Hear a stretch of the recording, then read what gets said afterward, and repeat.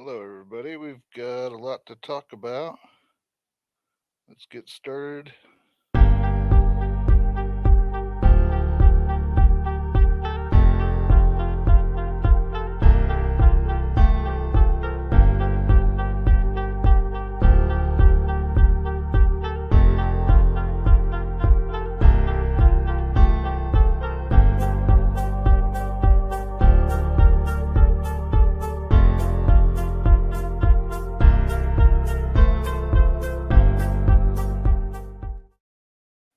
I meant to say in a few seconds here. Y'all ready for them Chiefs? Y'all ready for them Chiefs?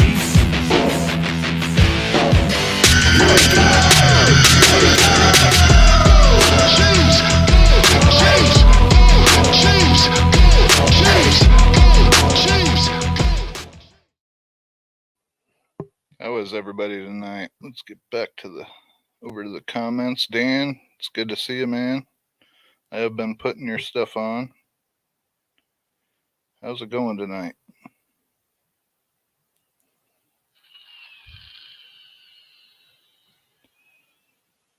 All right. Sorry, I was finishing up a game.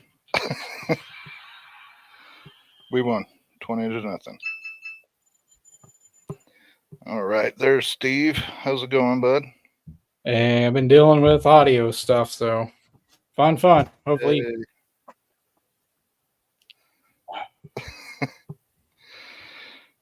Hey, Daryl. Good to see you, man.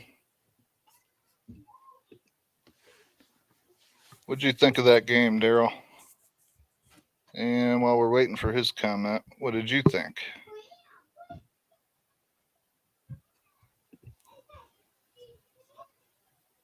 And he says, hi, Stevie. Hey, Daryl. So Rice had a big game. We've been looking for that from them to actually key on him fully. Yeah. What was it? 7 catches for 108 yards? That's what I have in my head. Something nice. And then it was Travis with 92 yards. I don't remember how many catches. It seems like several. No touchdowns, though. As long as someone's catching them, that's all I care about. I'll look up the catches. Rasheed had 8 for 107. Travis had 6 for 91. So that's 13.4 and 15.2 yards average, respectively. You said how many catches? Travis had 6. Yeah. Rasheed had 8. Okay, so I had the numbers backwards on that. 7 catches for 108 is what I said, I think. And then Pacheco and Moore had 8 combined. And Sky? I think Sky had 3 for 34. Yeah. Something like that. That's Pacheco been about 5 for 34. It's been about his average. 30-ish yards. Dan Talks Football is back in. How's it going, Dan? Yeah, that's a good one, Dan, because I was getting ready to say for the offense, this was kind of the first half kind of looked like a little bit of a step back defensively. The Raiders were able to have us, but I was kind of concerned about that to begin with because Devontae Adams, Josh Jacobs, by far the 2 best on the team. Yeah. And someone might say, well, the Dolphins had Tyreek and Waddle and Mostert. Yeah, but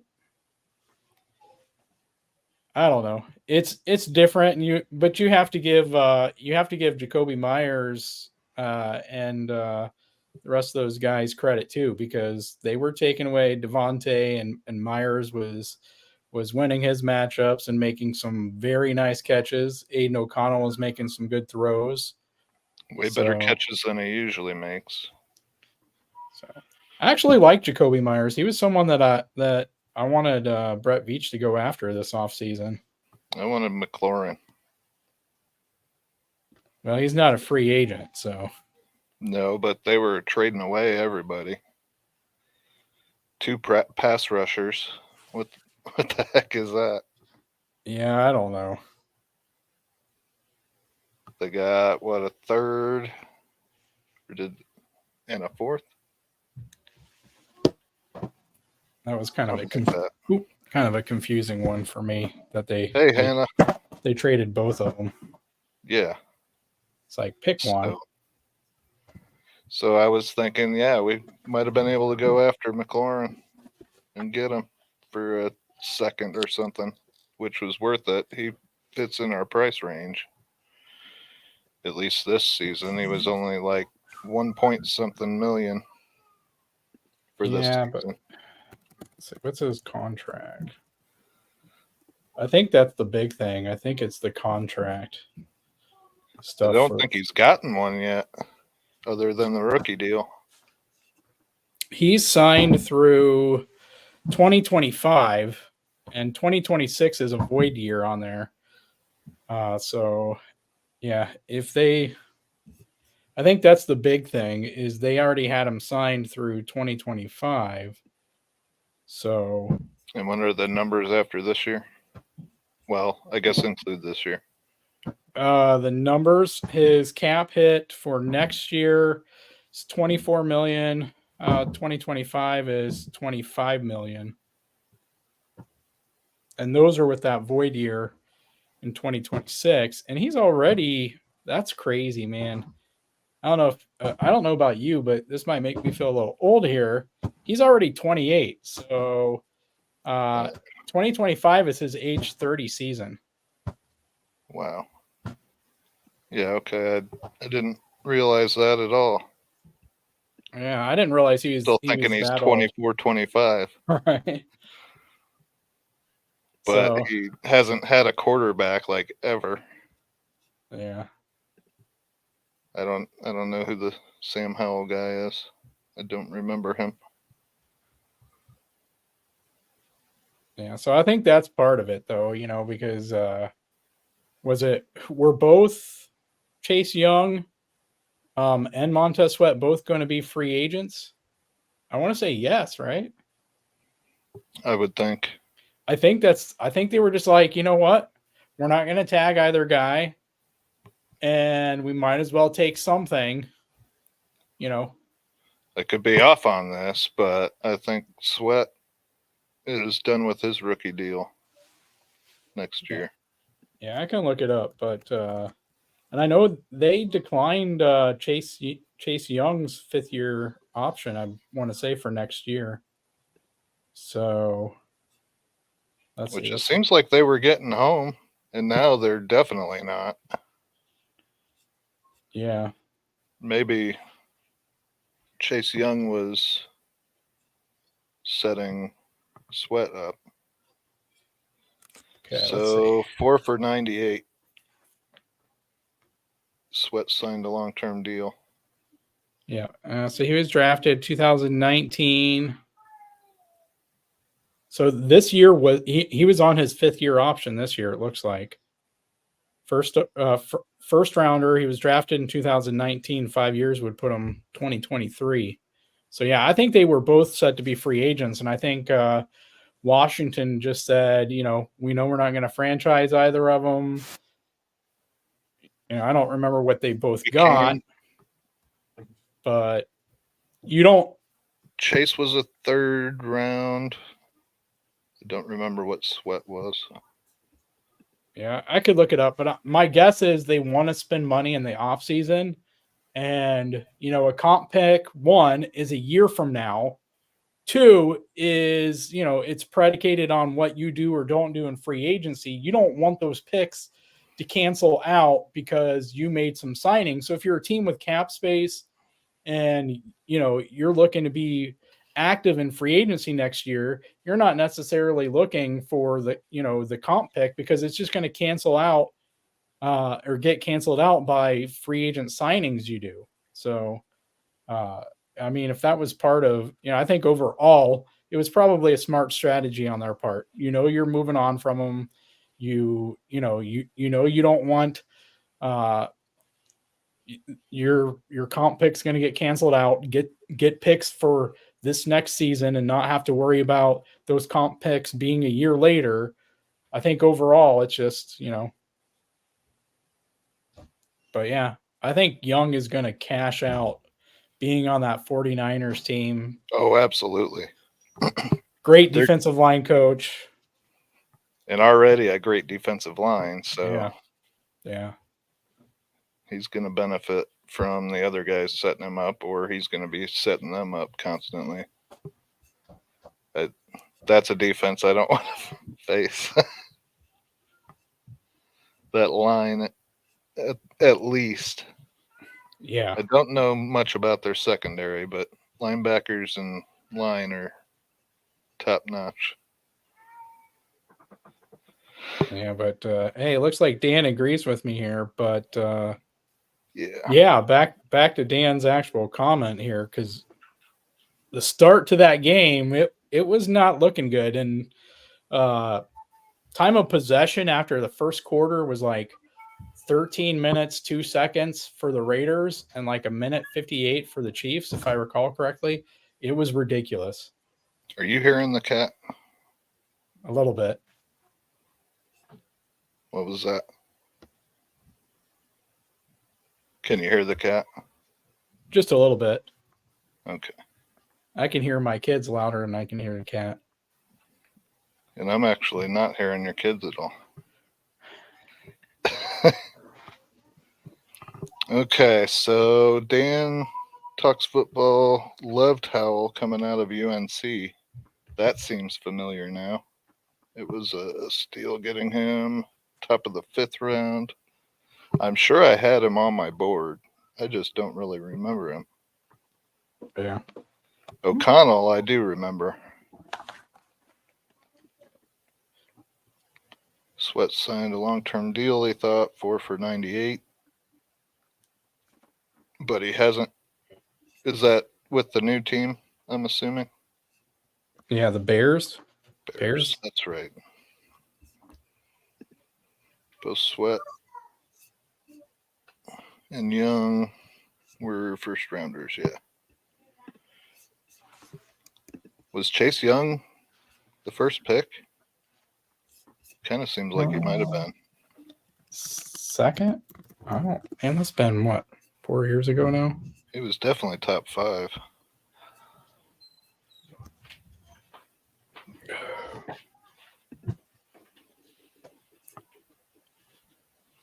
Yeah, let's see. Yeah, second overall pick. Okay. 2020 draft. So the first overall was Joe Burrow. Okay, that makes sense. Yeah. But yeah, everybody was raving about him, and I thought the linebacker was kind of setting him up to get the actual sacks when he would rush. The big guy that's in Arizona, he keeps getting hurt, so now I'm kind of glad we didn't go for him. But that's who I wanted for a linebacker. That was the CEH draft. Yep. I think it would have been good on the Chiefs. There was good talent on in that draft, like that first round or two. Was that the same draft as Bolton? Let me look. You gonna open the door for him? I think Bolton was following year. So here we got Willie Gay.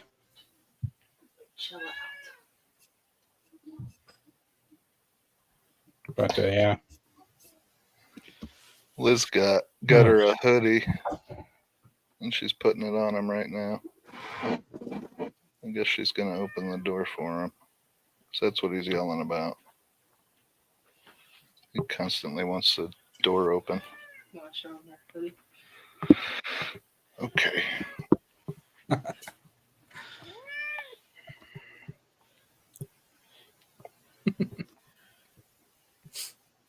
He looks very happy.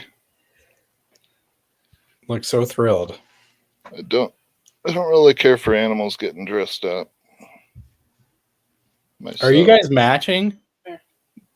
Oh, I'm wearing a robe that Liz got me, I believe, for our anniversary. Chief's robe. Yes, it was. I got it right on when. I didn't want to put my hoodie on yet. No, especially since she's opening the door for him. You don't want the other cats to see him in his hoodie. What? You don't want the other cats to see him in his hoodie.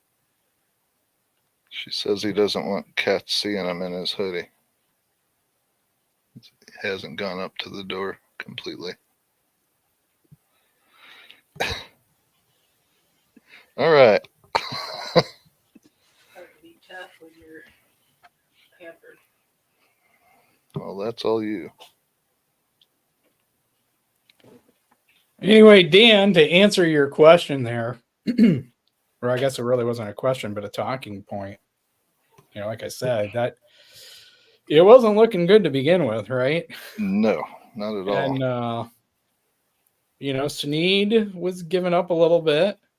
You know, some of that though is Devontae Adams, and I mean, he's not Tyreek. You're not going to press him the same way you can Tyreek, and he's a better route runner. Not that Tyreek hasn't, you know, isn't a good route runner and hasn't worked on it, but you know, he still gets away with a little bit because of his speed. Devontae Adams is Devontae Adams, so you know, it's hard to win those matchups, especially when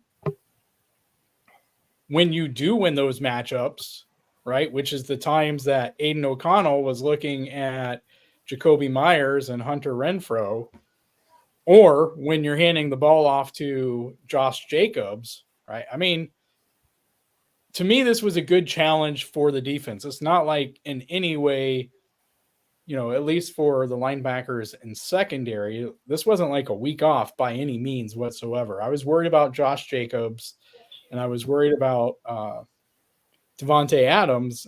And at the end of the day, the Chiefs won. And no matter what Devontae Adams said, I don't know if you saw that, Aaron, where Devontae Adams said the Chiefs defense didn't beat them, they beat themselves.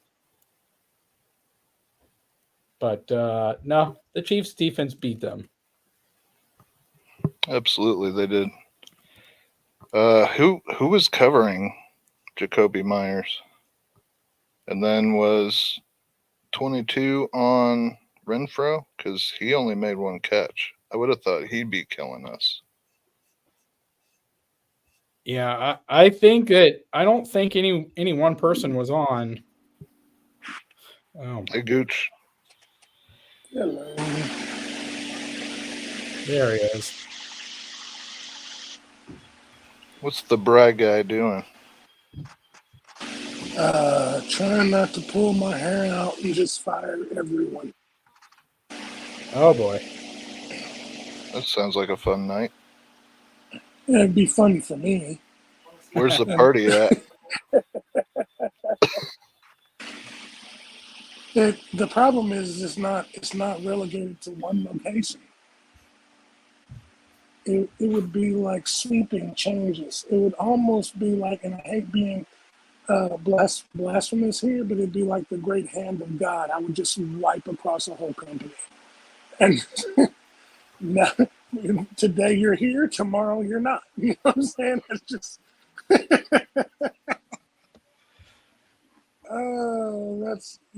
That's about how my day is going. How are you boys doing? Oh, pretty good. Daryl says hi, Gooch. I was so deep in stuff that was going on today. And then, like, when the accountant calls and says, "Hey, you earmarked this money to do this. Are you still doing that?" And I was like, "That hasn't been done yet." Like I thought, it was like it was on my list of things to do. It's 4 o'clock. I guess I better get it done. PM or AM? PM. I have this bad. I don't know what it is. Like once I get going, other things slip my mind. It's not that it wasn't important. Like I had it. I just started learning how to use a calendar on my phone, so it's not like it wasn't important. It was in there. And just I don't know if the alarm didn't go off or something. I don't get it. So, was it just one store you had to fire everybody? Oh, that night, yeah. Well, not everybody, just several. Okay, so what was this one? The other store you were talking about, or no? This is probably going to require a 6-hour trip to Indiana. Yay. I've never been to Indiana. Yeah, you're not missing anything. You're really not. I mean, the What coolest about? thing, if you go, if you get a chance to go to, I don't know what it's called now, where the Indianapolis Colts play, like their stadium is actually neat looking, like it's really cool. But I mean, it looks like a church on the outside, but the stadium's inside is actually pretty neat looking, brick and all that. But other than that, I didn't. Oh, in the airport, but I didn't see anything interesting other than that.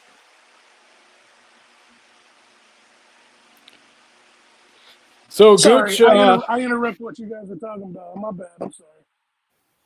You're good, yeah, man. we were just talking about the defensive adjustments that Spags made after we started out down by 14 and letting the Raiders have the ball. I believe it was 13 minutes, 2 seconds in the first quarter. Jeez. Is that what it was? I'm pretty sure it was. I honestly don't think he really. I don't think he made adjustments. I just don't even think he expected the Raiders to come out like they did. And so then he was like, "All right, time for the real game plan." And he just kind of did because it didn't look like they really did anything different than what they normally do. I think he was just staying in base a lot. And then when the Raiders came out actually wanting to play, it was like, well, okay, well, I guess I'll send the dogs in and we'll just make it a night because they only scored 3 points after that. So wasn't it kind of the opposite? I want to say that they came out just blitzing the hell out of Aiden O'Connell, and I want to say the Raiders offense had a concerted plan that, you know, Jacoby Myers is probably your first read on a lot of these plays because I mean, it's not rocket science to think, okay, if you're Spags or any defensive coordinator, the first thing you're going to do is bracket Devontae Adams, right? Like, to me, that seems like a no-brainer that you start out your game plan. We want to get Josh Jacobs running. We want to get the play action pass game going. And Jacoby Myers is probably our first read because you don't want your rookie quarterback staring and waiting for Devontae Adams to get open when he's bracketed and then get sacked 9 times. But that's what I recall. It seemed like Spags was bringing the pressure at least that first quarter, and they just knew where they were going.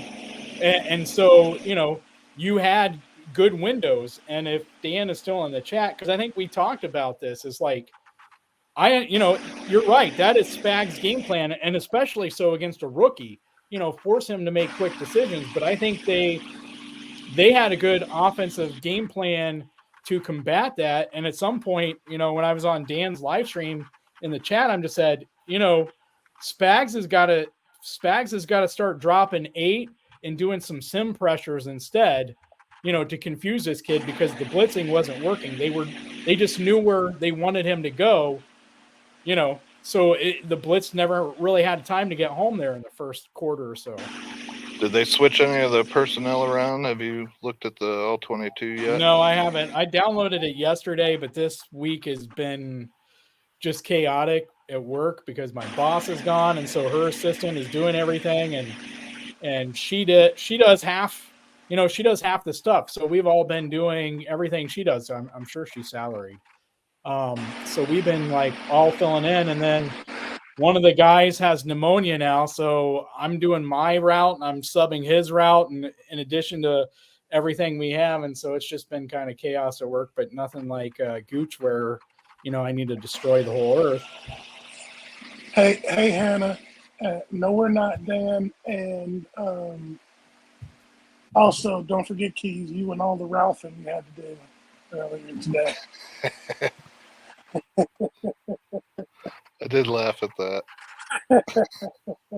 Hello, Wednesday. As soon as I get done with my Ralph, I'll send it to you, good. And I was like, all right, well, just, hope everything comes out okay. Just call it a day. What is going on in the chat here? Not sure. It's Wednesday. Do you go by a name that we would possibly recognize usually? Hey, Keys, you sent me that TikTok or whatever, that family with the 10 kids or whatever. Uh-huh. The first time I watched it, I stared at it for a long time. Was like, did you grow your beard out? Like, I actually, because besides the fact that the beard was a little longer, I was like, is that him?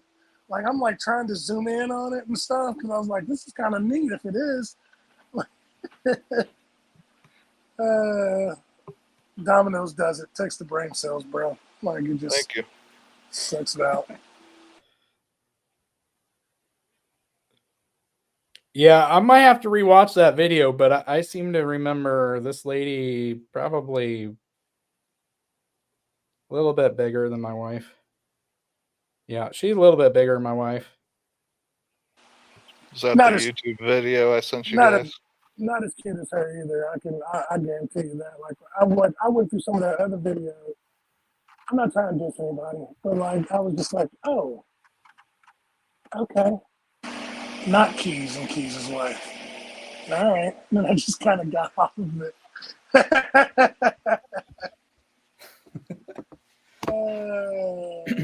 Well, sometimes I do pick up the kids and use them to do my bench curling. So, it's like do some bicep curls. Like, what's the point of using weights when you can just pick up kids?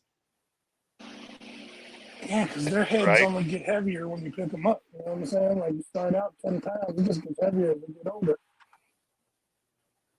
Oh, yeah. I don't think they changed anything. I think they did a great job on defense. They still brought the pressure. I don't know. Maybe. I just think they played an overall great game. Yeah. I'd have to go back to confirm it, but I do think they backed off the pressure because, I really do think that they backed off the pressure, or they started switching up, and didn't just like straight up double Devontae, switched it up enough to where, they wouldn't necessarily know. So if they were making Jacoby their first read, sometimes he would be bracketed or whatever. But, that's just an assumption based on my feel from that game. But yeah.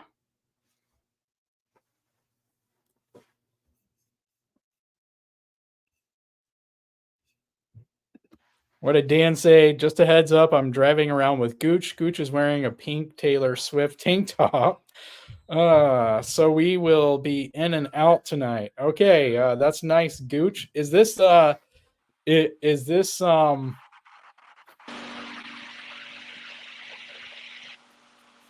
I assure you, I don't own anything pink.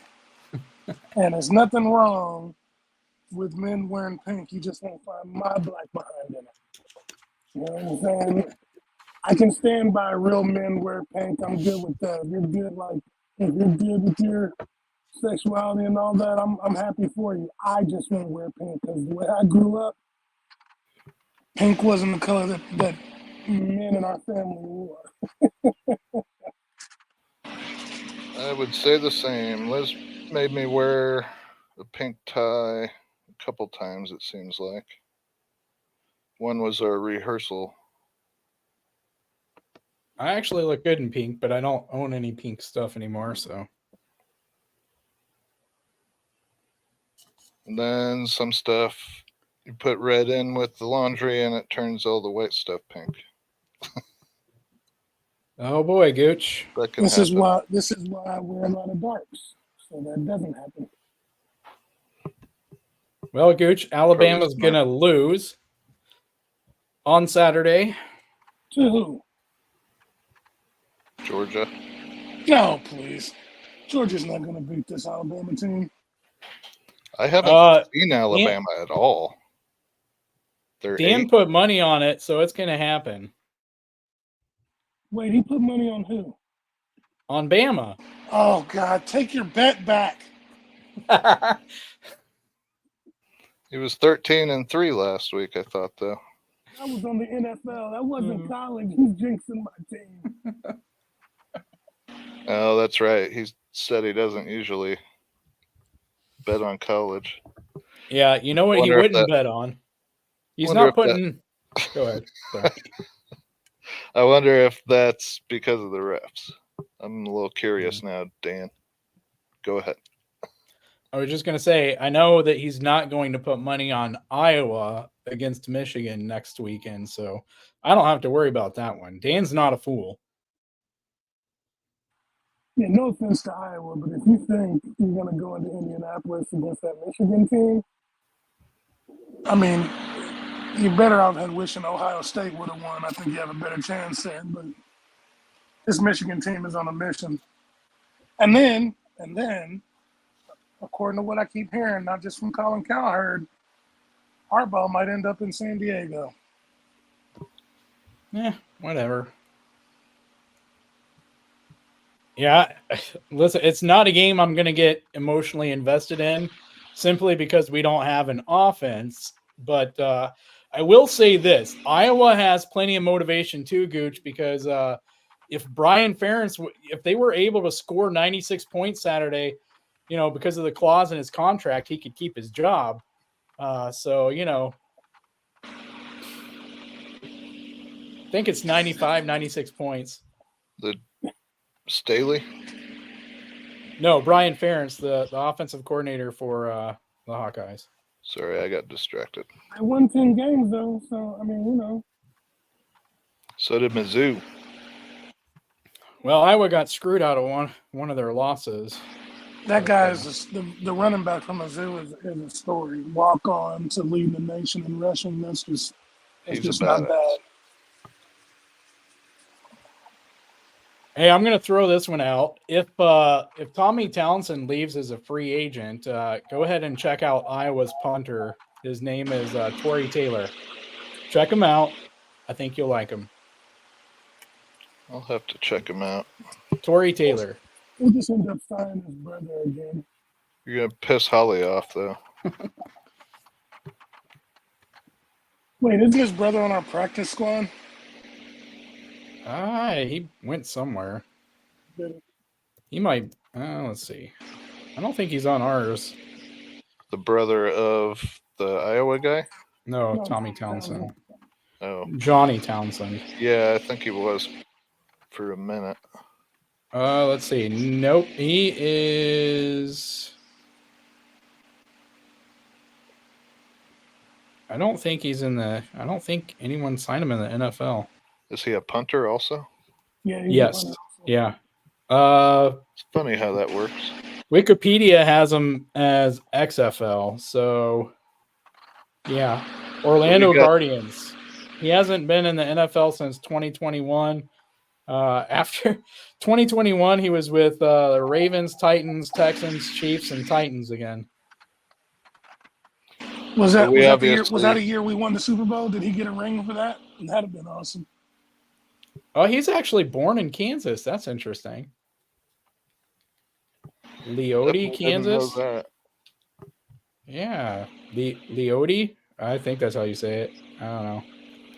He's born on Valentine's Day. Holly, that's the one you should like. It should be Johnny. He was born on Valentine's Day. How romantic. My soul hurts after that. We got the better Colquitt and we got the better Townsend.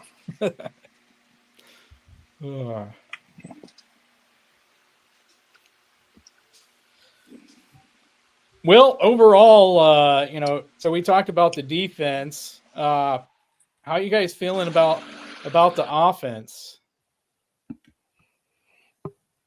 I don't know. I don't think a whole lot of the Raiders' defense. So It's hard to say if they get there. Especially since Sky Moore cooked somebody so bad he got cut the next day. I'm just saying. That is telling, I guess.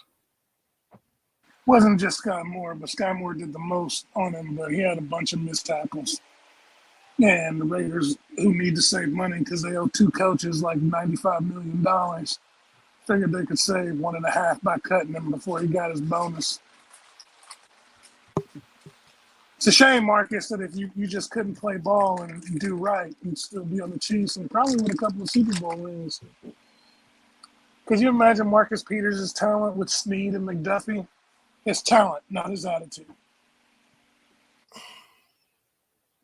We'd get more turnovers for sure. Hey, Robert. Hey, Good to see you, man. Yeah, well, as I jokingly said, Marcus Peters needs to just go to the Bills and then and move to wide receiver, but wear the opposing team's jersey so Josh Allen will throw him the ball and he can go up and intercept it. And it's a win-win for Josh Allen and Marcus Peters. So.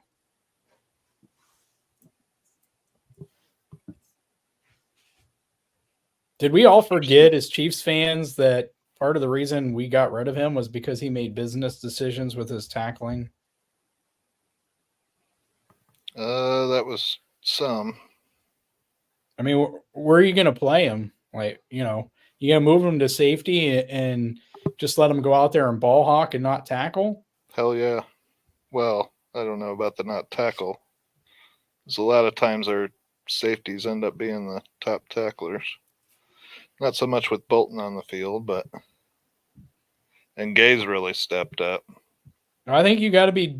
I think Dan talked about Bob Sutton moving on from Marcus Peters or I think it was Dan talking about that because he couldn't tackle. But I think you have to be an even better tackler for Spags as a cornerback, especially the way he plays his cornerbacks, the way he plays his safeties. I don't think there's a spot for Marcus Peters on this defense for Steve Spagnuolo. That's the only place he's going to eat, though. I wasn't saying bring him in. No. You don't need that chance in the locker room. I was just saying if he would have done right. Right. You know what I'm saying? When we first had him, just how crazy that secondary would be. Yeah, I mean, imagine if Marcus Peters had Trent McDuffie's attitude, and maturity. Like, I mean, just imagine that. You're talking about an all-pro corner at that point, right? Like, just like maybe even, NFL top 100, top 50. You take Trent tackles. That's what I'm saying. You take Trent McDuffie's like mentality for playing the position, and work ethic and everything, and you put it with what Marcus Peters had, that's a hell of a player. Well, I think the whole tackling corners came from Ward. As much as he couldn't turn his head at the right time, he was a hell of a tackler in the run game, and then look at Snead and McDuffie. So I think that rubbed off. Maybe it would have Peters, but I doubt it. The guy's just all about himself. And yeah, business decisions. On a business decision himself out the league. Yep. I didn't know he got cut. Yep. That was kind of funny. The Monday after the game. I forgot to say that Shawn was stepping up too. Starting to.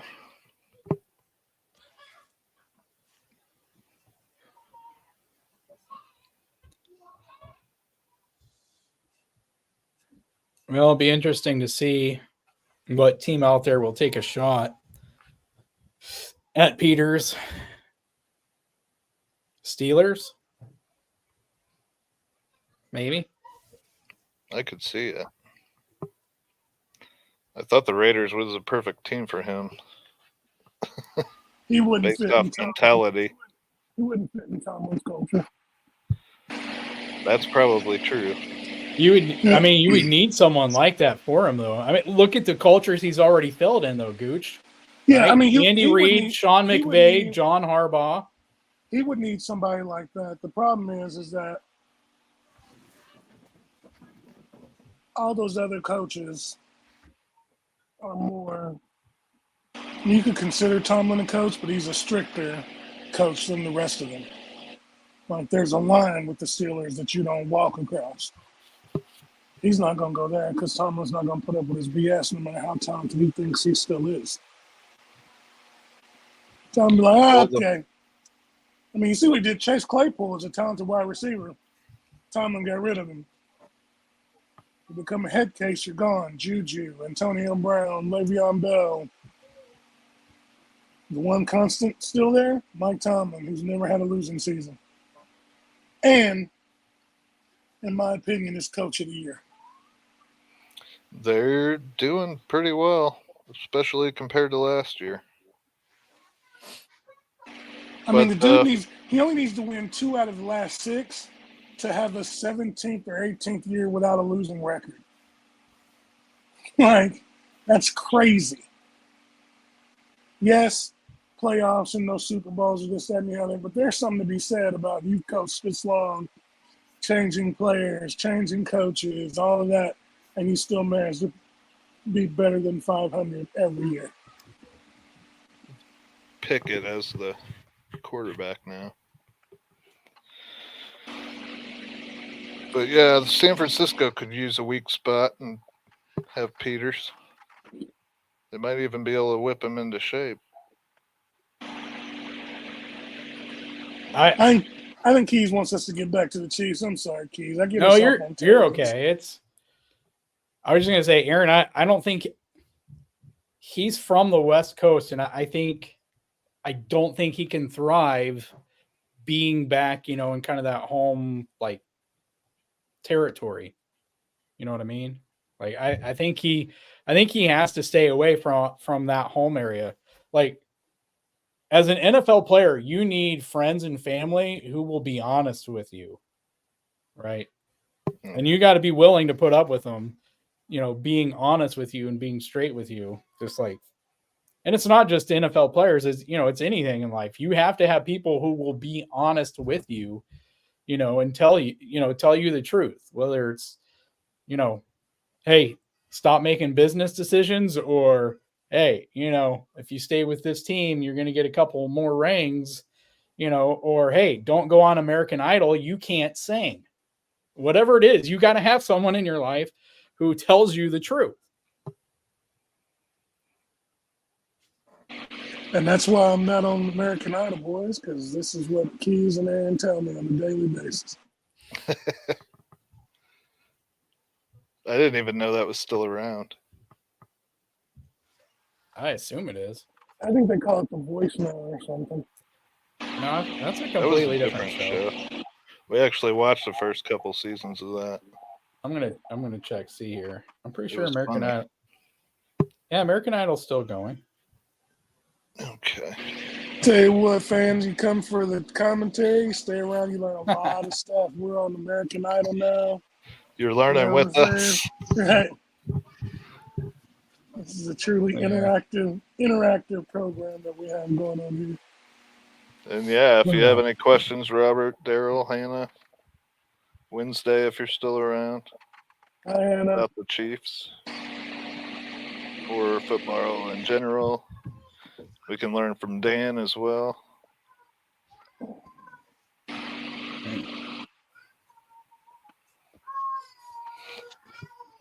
So I floated this out on Dan's show last night, and I'm interested what you guys think, because I think we talked from the beginning of the season, right, that we expected Andy to kind of do what Spags has done, where he throws his 7 or 8 receivers out there, figures out who can do what, and then at the bye is when we would see him make his adjustments based on all of his experimenting, right? I think we all talked about that, right?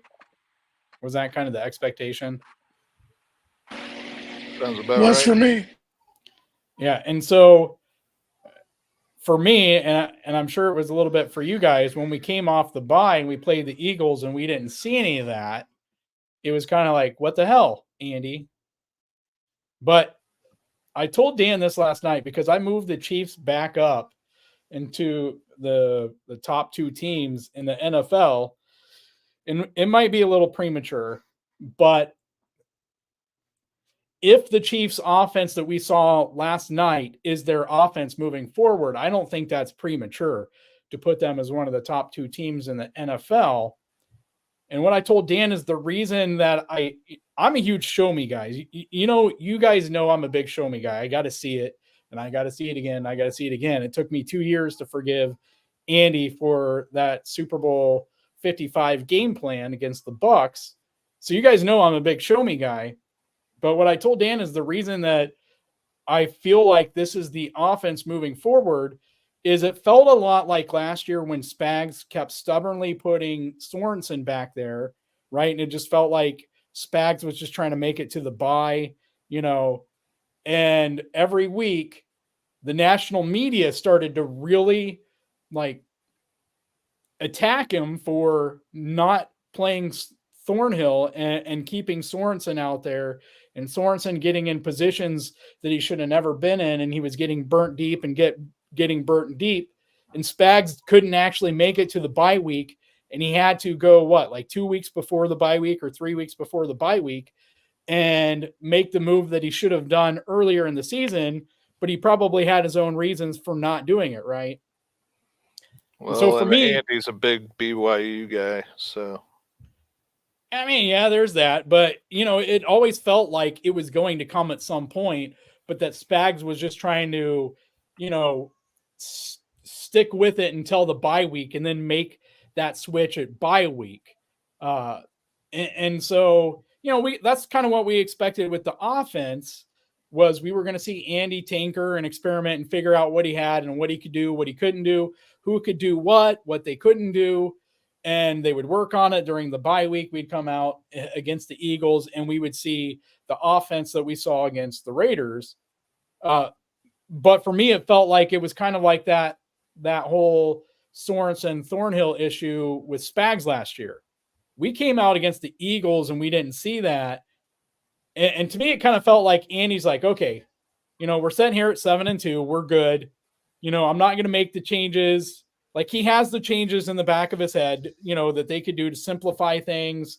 And there was a report about it, that I saw on Twitter before the Raiders game. Like Andy knew that they needed to do this and they needed to do that to make it easier on the receivers.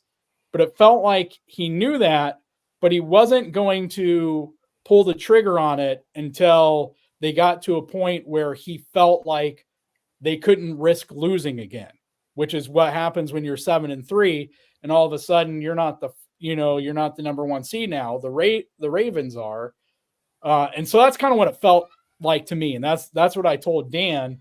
But I want to hear what you guys think. Am I completely off on this? Am I blind? Am I stupid?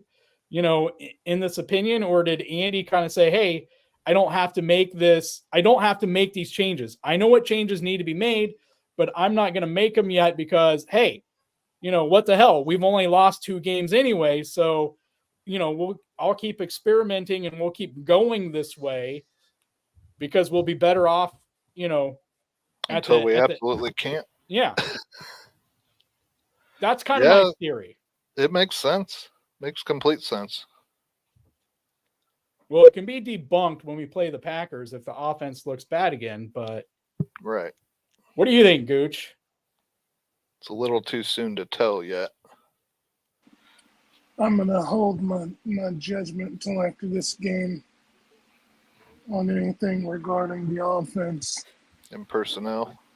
If this game is an indication of how we're going to use Rice, and it takes the pressure off of Travis, which it did, right? And that's how we're going to go moving forward. I'm just using MVS, Watson, Sky as in between guys every now and then. great. I like Watson. He had a bad game last week, but You're talking about the Eagles game or the Raiders game? Eagles. I mean, he But had it just wasn't consistent, right? He had like two like just amazing catches and then two like really bad non-catches. speaking of drops, I was watching. The drops.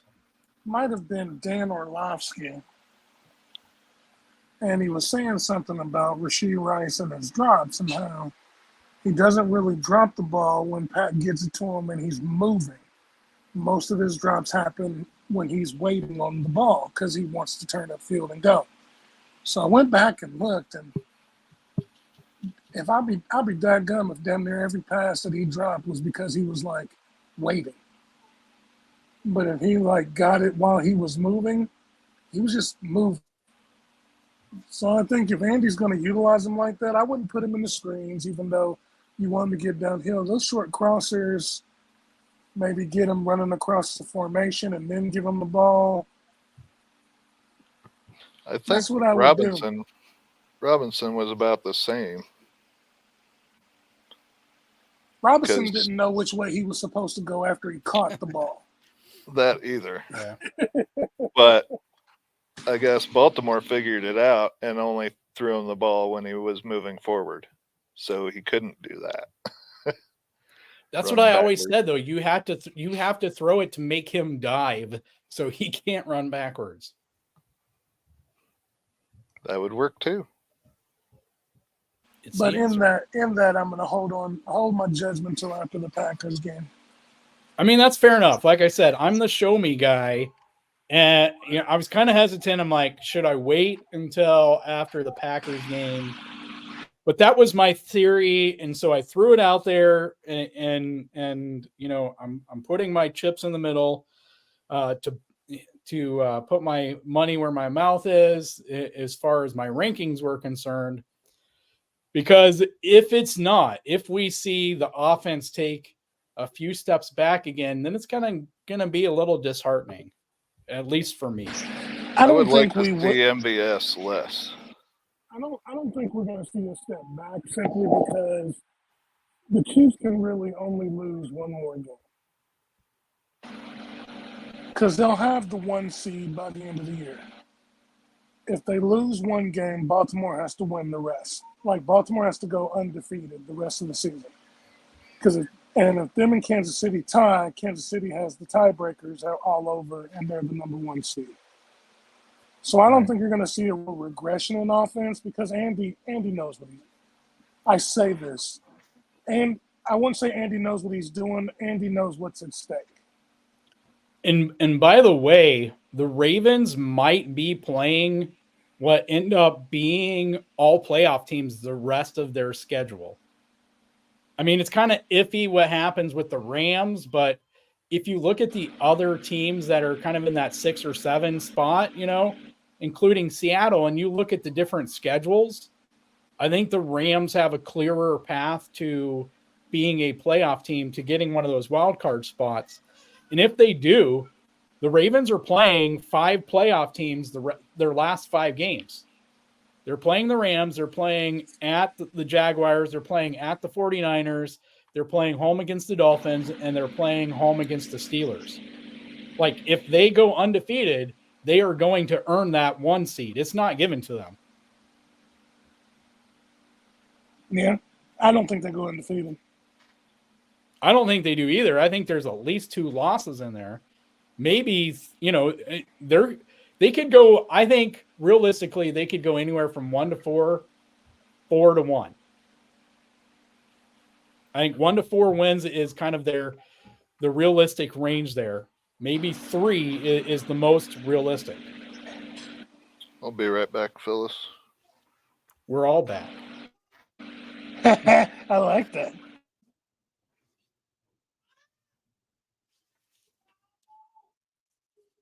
But yeah, I don't know. Like I said, I could be wrong, but it'll be a little disheartening. It would be a little disheartening to me if we saw a step back. But I do think the receiver room is going to get even better. I still would like to see Noah Gray get more than 3 targets or 3 catches rather.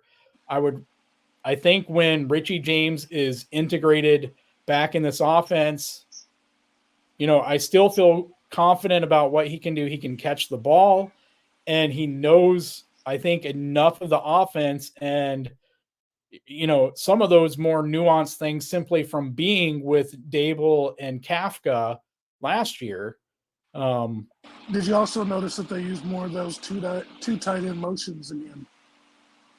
No, I didn't notice that, but yeah, if that's the thing, I'm all for it.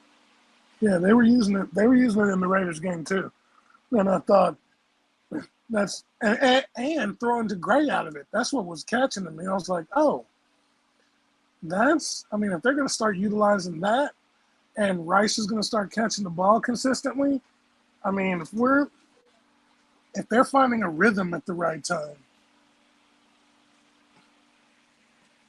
Right. I mean, really, besides the Ravens, as it stands right now, what other team is going to be able to come to Arrowhead and outplay them? Because if it's snowy and cold and the Dolphins come, that negates a lot of Tyreek and Jalen Waddle's speed. You know what I'm saying? Like, it doesn't take it all the way away, but it's not the same as playing in Florida on a sunny day. Right. You know what I'm saying? Now, of course, I'm a pessimist, and I think the receiving corps is going to let us down in the playoffs. But I think it lets us down so much that they take a swing at Stephon Diggs or somebody like that next year. Yeah, but then we kind of come back to like the argument, like the big argument that man, who was it? I think it was CDOT. I think it was CDOT who was like trashing the receiver room, and it's like, but the only subtraction from last year's receiver room is Juju. Like, and I feel like Rice is adequate enough. I'm not saying that they're terrible. I'm not. Remember, a lot of these guys, like Sky, yes, this is his second year, but really, you kind of got to figure this is his first real year in the offense. You know what I'm saying? He was more of a gadget guy and a terrible kick and punt returner. You know what I mean? I only say Stephon Diggs because I think you need the alpha one for a year or two. I mean, everybody's like, "Oh, Rashid's gonna fill that role." Rashid's still young, man. You need like a guy that's been there, done that. You know what I'm saying? Just to kind of somebody needs to be shown, you know what I'm saying, how to be a number one or what it takes to be one or the kind of work ethic it takes. You know what I mean? That's why I was like, bring Jarvis Landry in.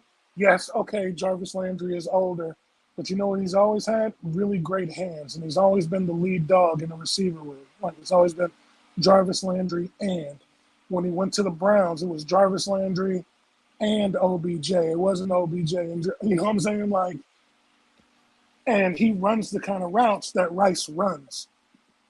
So who better to learn from than a guy that, you know, is a hands guy, didn't have blazing speed, but knows how to get himself open and make himself available for his quarterback.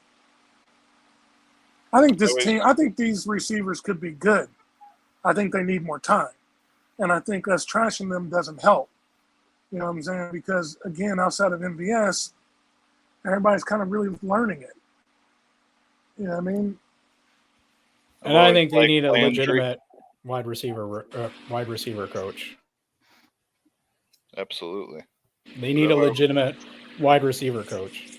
I mean, if you ever watch Chief Concerns, Al Saunders was on with Jason Dunn. He sounds like he wants to get back into it. He sounds rejuvenated talking about offenses and stuff. I would shoot him. I mean, he'd probably have to shave his beard, nice full beard, but, you know, get the legend back up in there. You know what I'm saying? I've always liked Landry.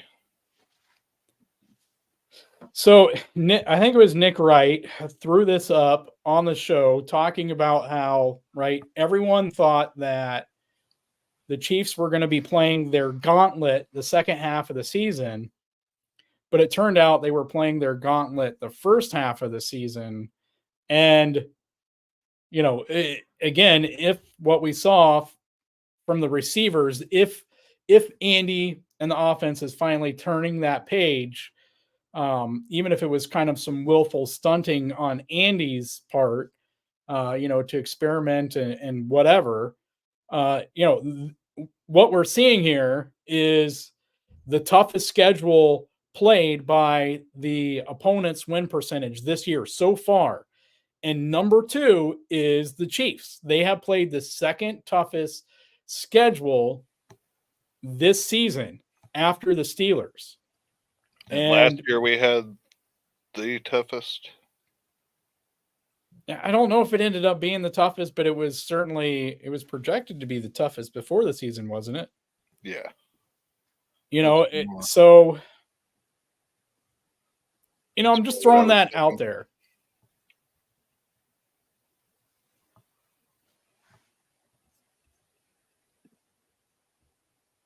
Here, I got one more. We can talk about Mahomes here really quick because he also threw this graphic out there as well. This was Mahomes after falling behind 14-0. This was Mahomes in the offense. Mahomes had an 82% completion percentage after they fell behind. After what? It was Josh Jacobs running in a touchdown to make it 14-0, I believe. Mahomes had an 82% completion percentage from that point onward. That's kind of crazy. So he was throwing to the people that actually catch the ball.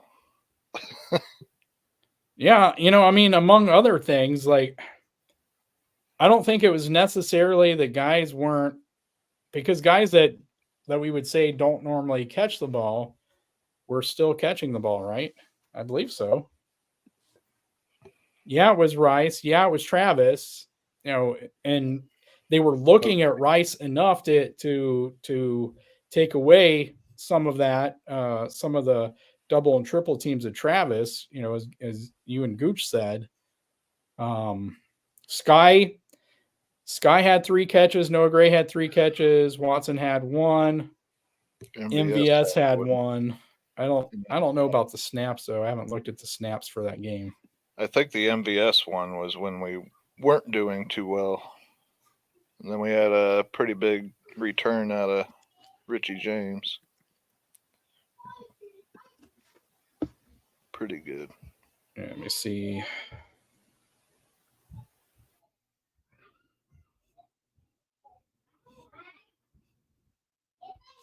Let me look to see if I can find out what the snap share was. Got one go-to source here to look for. That's the only time I remember MVS, which I like. And that wasn't throwing down the field. That was a comeback route. Curl. Which I think that's how we need to give him the ball. If we want to get him going. I think we've already tried about as much as we can, though. But yeah, I don't really care for him. Everybody knows that. I liked what we were seeing out of Sky. And yeah, I guess that was Peters that he completely made whiff. Got by him for a real good game.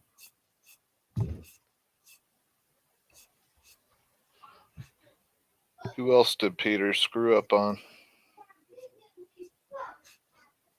I was actually going to ask Gooch that, but he must have gotten a phone call. Yeah, important phone call. More saving to do is my guess.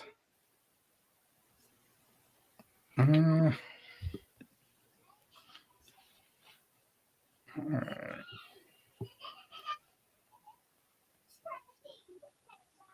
Still looking for what I was looking for.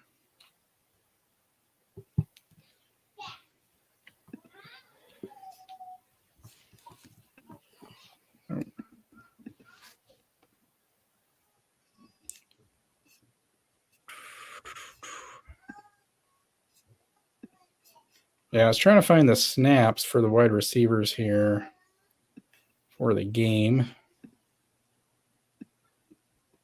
Okay, that was week 12, right?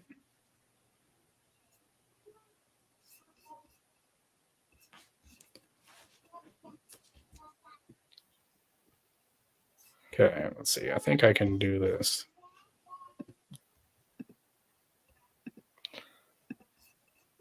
We'd love to read your comments if you're watching. Oh, that's small. Let me see if I can make that bigger. I always maximize it when you put stuff on. Yeah. Oh, that was helping.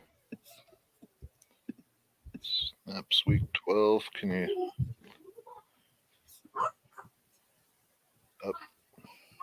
up ticks equal pass, down ticks equal run, stars equal carry target? I mean, you kind of get an idea. Right. You kind of get an idea. Most of your, all your receivers are after CEH. So, a whole lot of Rice. It still looks like Moore and Watson got a decent snap share.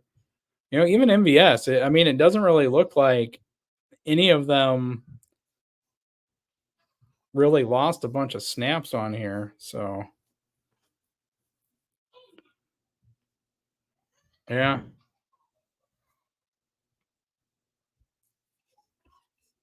But, yeah, I just throw that out there. I was trying to look for the actual snap numbers, but that's about the closest thing I could come up with for tonight. So I didn't quite get to MVS. So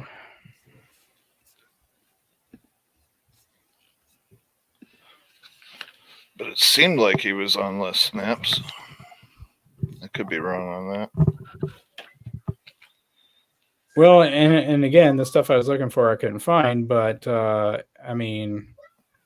yeah, it could be compared to his normal. It absolutely could have been way less snaps than what he had been getting. So, you could absolutely be right about that. Here we go. Let me try this. I think this might give us a little better information here. Still not what I was looking for, but My pinky and ring finger, this side of my hand hasn't woken up yet. Still. all right. And there's Gooch back. But yeah, so this is the formations they use. So 11 personnel, 12 personnel, 13 personnel, 1 tight end, 2 tight ends, 3 tight ends. So, and then the EPA here, they actually, 12 personnel was actually their worst offensive formation of the day, interestingly enough. And 11 and 13 was basically the same. And they passed a lot out of 13 personnel, interestingly enough.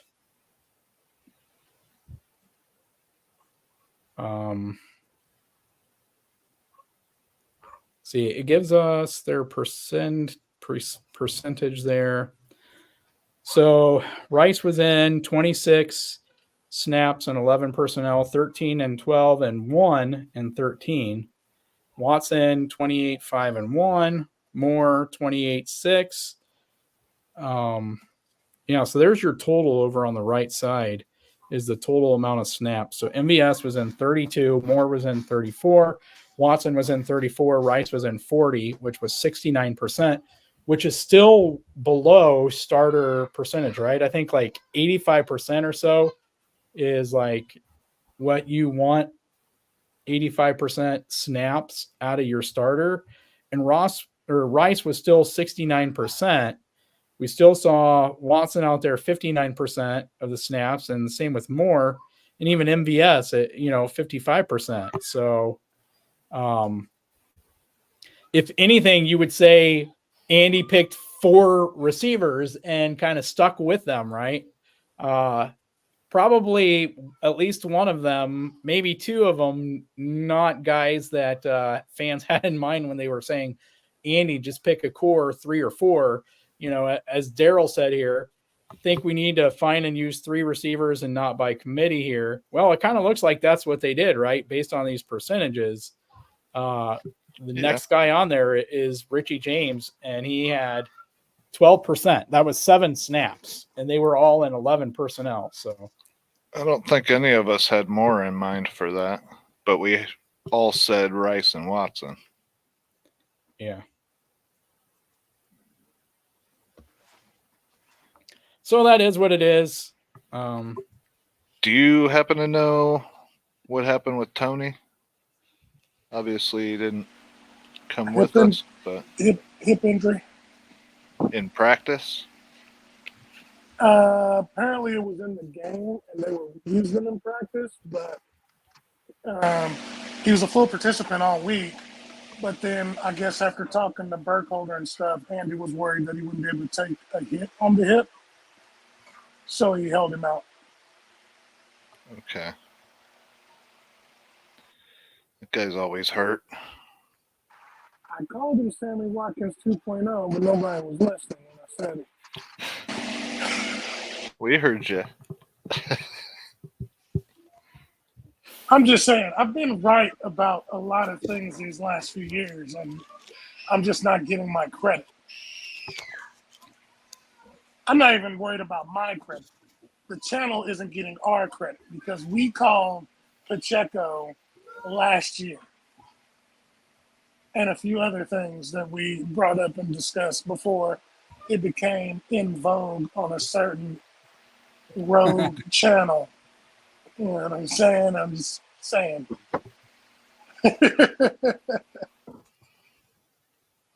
It happens. Oh, well.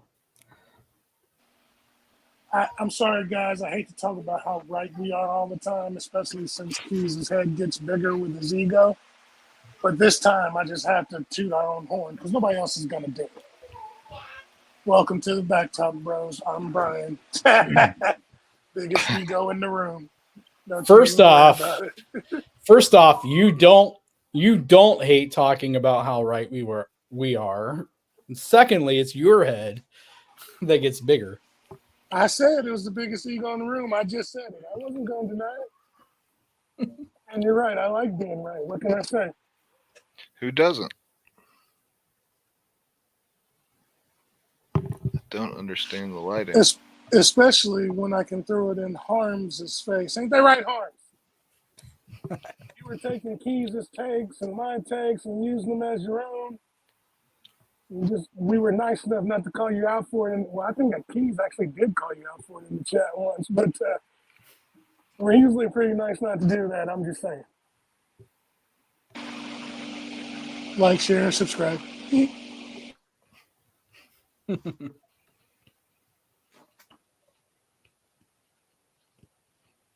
might have too much fun at these. I'm sorry, guys. Yes, please like, share, and subscribe. That's what I got out of that. If nothing else, for Gooch's ego.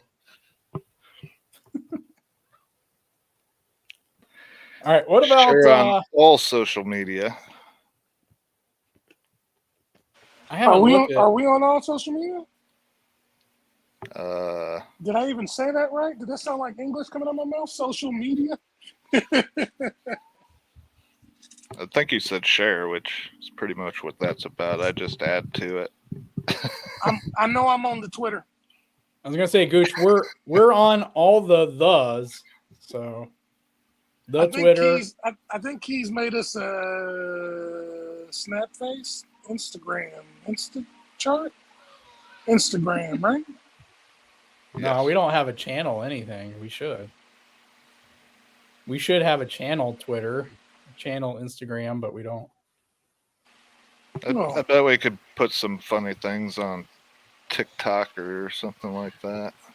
I mean, we Yeah, we I don't are think I'm we are TikTok. technically, the three of us are technically the founders of the RGR football Discord, so I'm sure we could figure that out Yeah, if we could we start a Discord. ever really wanted to. The Discord. I'm glad he laughed.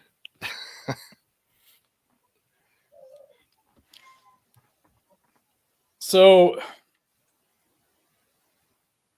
do we need to talk about Tommy Townsend, some of his punts the last couple of weeks or so, or is it just me that's kind of noticed some shorter punts?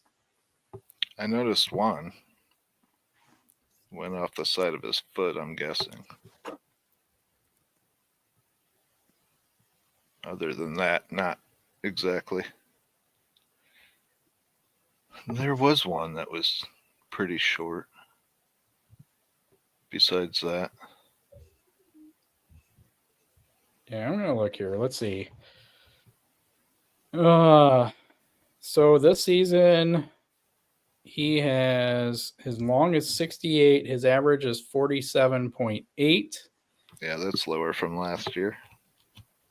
Let's see. Now he actually 52.8 average against the Raiders, sorry, but 42.7 against the Eagles. 6 punts, averaged a 42.7 yards. They have a more dangerous punter that he was putting it up more. Longer hang time. Yeah, I don't know. I mean, he had a long of 50. Like it. He had a long of 55. Here's the thing, though. It was, I mean, the net was 33.8, which is the second worst of this season. The worst of this season was the second Broncos game where his net was 25.5. Jeez. Like you can't have that. You know what I mean? Like you can't have a net of 25.5. And listen, I get that part of that is the coverage, right? I don't know that I've necessarily seen on those that he outkicked his coverage. What I recall is guys that are supposed to be on there to make tackles not making tackles. And so maybe it just feels like he hasn't punted as well. Like I said, though, that Eagles game, 42.7 average. The second Denver game, 41. And maybe part of it's the volume of punts that he's had. I don't know. Because he only punted once in the Bears game and twice in the Jets game. Twice in the second Broncos game. Yeah, I don't know. I don't want to be critical when there's not a huge reason to, but at the same time, for everything we say about special teams, I think this year, I mean, you hand it to the field goal team, and so you give them his props for that. But it's like field goal team, I want to say, is basically it. Has coverage gotten worse? Seems like coverage has gotten worse. The return game, because of how aggressive how aggressive Toba's been, and not like it's a new thing, but as aggressive as he's been, it just really seems like that's been a downer. I guess you could say the punt return game has been pretty good as well, right? So, I mean, kickoffs, field goals, and punt returns. Seems like that's about it. Like those are the strengths. It seems like we're missing a little bit more from the rest of special teams, but now we're kind of getting nitpicky here. And we don't need to do that because we've been going for almost 2 hours here and we still have to talk about the Packers game. So, what do you guys think that we need to do on offense to win this game? I was going to ask one more thing on special teams about Go ahead. the Go ahead. short punt, the 33 or whatever for this Mhm. year. Was that because of a touchback, or was that actual return? Yeah, I don't know. I was just looking up the stats. I know it was net. So I know we've had Um, some that they have returned for several yards. And then, what were you saying about Green Bay game? I was asking what you guys think for the offense is are the keys or key to victory for the offense in the game against the Packers. Absolutely, I think it is. We know what the defense. No, I said what about the offense? What does the Okay. offense need to do? Like, what's the offense's key for us to win? I say put somebody in more than Scantling and see what happens. What are the options at receiver? Richie James. Not that one, the one right before that Robert, that's a good way to get blocked. Yeah, you already heard himself talk about his ego.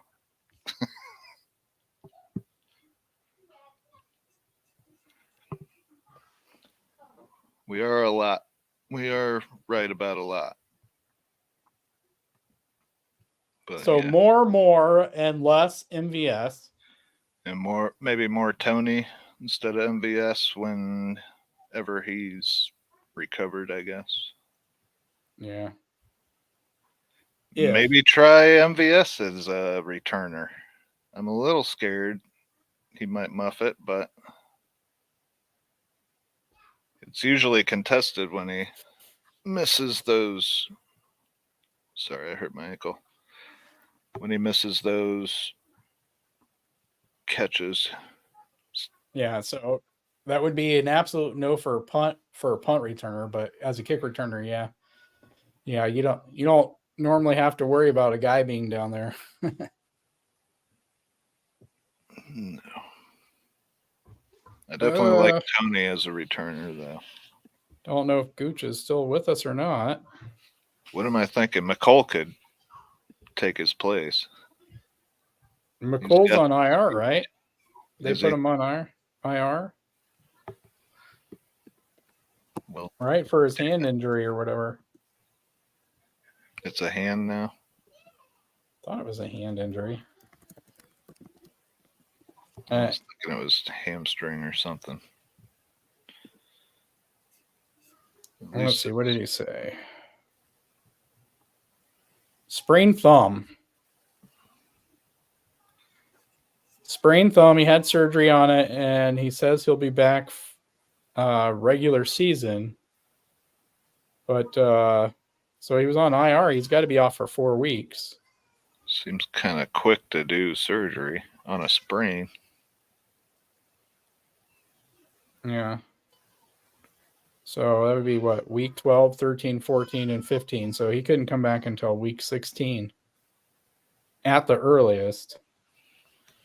Prime for the playoffs. So where I'd rather see him in the offense than any kind of returner. Myself. He's had 8 catches on 10 targets for 41 yards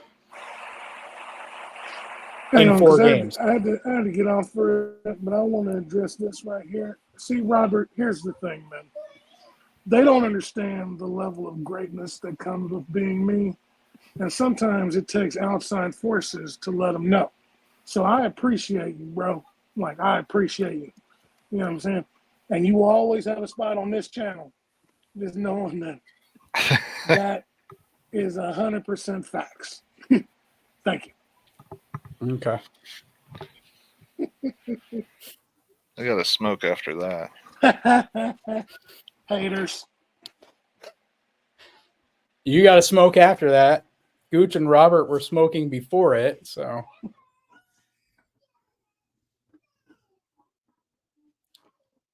So Gooch, I was asking Aaron, what do you think are the Chiefs' offensive keys to winning this game for the offense? Hand the ball off more too. To Pacheco. To Pacheco, right? What do you think, Gooch? Are you there? Are you able to talk? I am never right. Come on, never right. All I gotta do He is was taking play. the time to try. All I gotta do is play offense like they played this last week. It's the Packers. The Packers defense is about the same as the Raiders. Oh, are they? Okay. Yeah. The only difference is that Love is playing out of his mind. So the question is Love just getting hot? Because I really didn't think he was that good. So has he just found the sweet spot with LaFleur, or is this like something that, I mean, if the Love the previous 3 weeks is playing, it might be a tighter game than they think. But I think LaFleur figured out how to use him. Is my guess.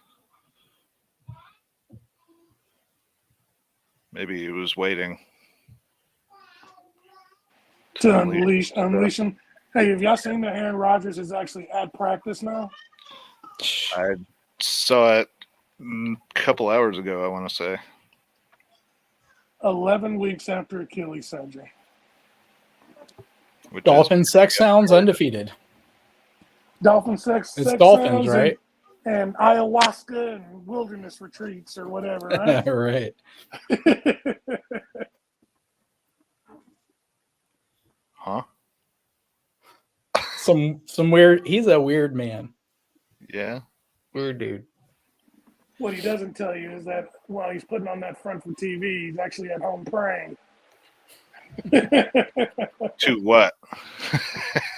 Himself. Okay. Well, I was going to say, believe it or not, yeah, whatever your belief is, really. I mean, but if it's himself, then he's already committing a sin, so it's whatever. Everybody's entitled to their religion. That's just even more weird. I don't know. Like, I pray to myself, too, and it's like, please, God, don't let me be stupid today. You know, please, please, Brian, don't, so then I'm sitting like, did I say anything stupid today? You know what I'm saying? Like, I got to figure that thing out. So keys for the offense, Gooch. What do the Chiefs need to do on offense to win? Short passes like this last game. Nothing really. You have to push anything over 20 yards. Keep everything in rhythm. The circle moving, but I don't hear anything. You can't hear anything? I can hear you just fine. Nah. He's having some technical difficulties. Yes. That's why we were a little late getting started. No? Or did we start on time? You guys probably did. I was fashionably late as always. I don't know if fashionable is the right I'd word. like to just see more of last week. Just repeat last week. That's what I just said. Yeah. I'm good with that. I do want to test down the field a few times, but that's just to keep them honest. I mean, I was thinking, I was watching the replacements in the middle of the night, and I thought that maybe Andy should just put Stickum on MVS's hands. Am I just not hearing you guys, or is Gooch like talking? You're not hearing us, apparently. Apparently not. Because I heard you though. I can hear Gooch just fine. Okay. Well, I heard you. I couldn't hear Gooch though. Oh. Well, you might be better. Now off. I can. Oh, you can actually hear true. me now? That's true. Yeah. I have been able to, man. Yeah. I was hearing you till like 2 minutes ago, Gooch, and then I could see like the circle pulsing, but I couldn't hear you. It must have been when I got my new Ninja blender. I don't even know if that's any good. I just needed a blender. Are you saying it's wired? Somebody's It listening to your every word. might be. You know the government's always listening. All right, so we here at the BAK don't condone any conspiracy theories or that people are actually spying on you. This is just me and a random moment of levity. I'm sorry I brought that up. But you know, it's since you mentioned it, this was a thought I had the other day. The other day, Gooch. Okay, you know, speaking of conspiracy theories and conspiracy theorists, what if the government is using conspiracy theories, right? They're actually doing some things, but they're using conspiracy theories is kind of like the sleight of hand thing to get you looking over here at the fake conspiracy theories while they're actually doing something different, you know. And so you never know because like they plant the conspiracy theorists. What if the government plants the conspiracy theorists to give you the conspiracy theories so that for misdirection, and then you're like listening to the conspiracy theorists that they planted, right? And then you're listening to those planted conspiracy theorists give their conspiracy, wow, too much, broke Gooch's head. So they're listening to these planted conspiracy theories to distract everyone while they're actually doing like the real thing, but in a slightly different way. So everyone's looking over here while they're over there, you know, doing something different. So much for the PSA. Like, I don't know who else could follow that. My head hurts from following that, and the weird thing is I kind of understood it. I mean, So you know, so as an example, and just an example. So if I'm right, FBI, CIA, Secret Service, whatever, please don't come hunt me down. But, you know, just like for an example, you know, the COVID shot is a big conspiracy thing, and we're not going to get into that. But what if people who are COVID conspiracy theorists are the plant from the government? And the reality is that, like, you know, the FDA knows that all the big chicken corporations shooting up their chickens with antibiotics causes all these illnesses, right? That the conspiracy theorists are blaming on the COVID vaccine. And so the government, in cooperation with the FDA, because you got all these the big corporations that, you know, have like the chicken farms, you don't want to see them get sued and go under. So you plant the COVID shot conspiracy to get everyone over here for the misdirection, while really it's the antibiotics being shot into the chicken that's causing all the things that people are blaming on the COVID vaccine.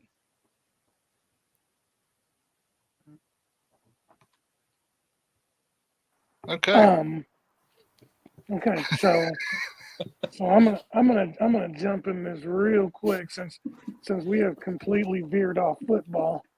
Right. And the funny thing is, gang that is watching this, the best out of all three of us is the one who just threw all that conspiracy theory talk onto the channel. So now I have to answer this crap with some real thoughts. So here we go. No, you don't, because it's a joke, and I'm sorry for those of you who are like really paranoid and believe in conspiracy theories, because I thought of this the other day. It's kind of a joke. Wouldn't it be funny to get conspiracy theorists paranoid about their conspiracy theories? Well, here's the thing. Now, I am not a conspiracy theorist, but there are things that I will submit myself to. First of all, if you got the shot, great. First of all, if you got the shot, great for you. If you didn't get the shot, great for you. I didn't get it because, in my opinion, there's no way that we can't make a flu shot, but we found a shot for a pandemic virus in less than a year and got it FDA approved. There's no way you're going to get me to stick that in my body. Not at all. And then making it mandated when doctors are telling people don't do it and my own doctor was like, if you get COVID, don't let them put you on a ventilator because it's over. And that's what we were doing. Like, you know what? I will buy into the conspiracy theory that this was genocide by proxy. How about we just go with chicken antibiotics are out there killing everyone, and the government planted that conspiracy theory so Oh, everyone would be looking well, while yeah, because Tyson and oh my god, I'm gonna get our channel canceled, so I'm just gonna you shut up stick because I'm not being serious. you're sticking steroids in chicken. There's red food coloring in hamburger meat that makes it look all nice and pretty. You know what I'm saying? Like oh yeah, we are just kidding. It's Please don't probably just unsubscribe, jokes. guys. We are joking, or I am. Gooch is serious. I'm joking. Please don't unsubscribe. Don't get paranoid about your conspiracy theories. They're yours. Own them. They Love they them. know they know I'm not serious. Huh? They know I'm not serious. Anybody that's followed I us hope. off of anybody that's followed us off of RGR or here for the last 4 years already knew what they were getting into when they joined this channel. That's true. I don't True. think I was. That's because you used to be in behind the scenes, old mod father. You know what I'm Yes, saying? I like being Just, behind the scenes. just the guy behind the keyboard, randomly blocking people and saying, "Hit the like." Aaron is the guy who works for the government, who is getting the conspiracy theories out there and bumping them up using social media platforms to do it. My mom used to work for the government, but it was just IRS. Just She IRS. hated Well, it. She And I hated would it hate it too. so Hannah, much. I'm with you. I'm with you, Hannah, because in reality, if they really are listening to my phones, I mean, there's going to be a time they're going to come pick me up, and I'm just going to vanish because there are a lot of things. And now that I think about it, I've been thinking about it. I'm like, man, if they really were listening, like they're just biding their time, and I'm going to be in Gitmo somewhere. So They'll be you like, need hey, to spend more time with us. what happened to Brian? And I'm going to be like, he's gone. Come hang out with your crazy white people. You know, I'm all for it. I come make a spectacle up there where Keys lives. You know they need color up there. I'm sorry. We here at the Back Talk Bros don't believe in passive racism or anything like that. I was actually only being funny. Please don't take us serious. Yeah. Welcome back, huh? I think we had to do this every week for a while, hoping we didn't. Now We you've had done a it twice, even though we kept on one. we had a running gag when we were doing the huddle. I would say something. We'd look at each other and be like, Aaron's gonna have fun editing that out. Yeah, it would take me several hours. Some of the stuff I had to leave because it was just funny. Liz makes jokes. Oh, Liz is just evil. Liz would be, if any of you have watched Super Troopers, which is a classic, by the way, Liz would be Farva. And me, Keys, and Dub would be everybody else.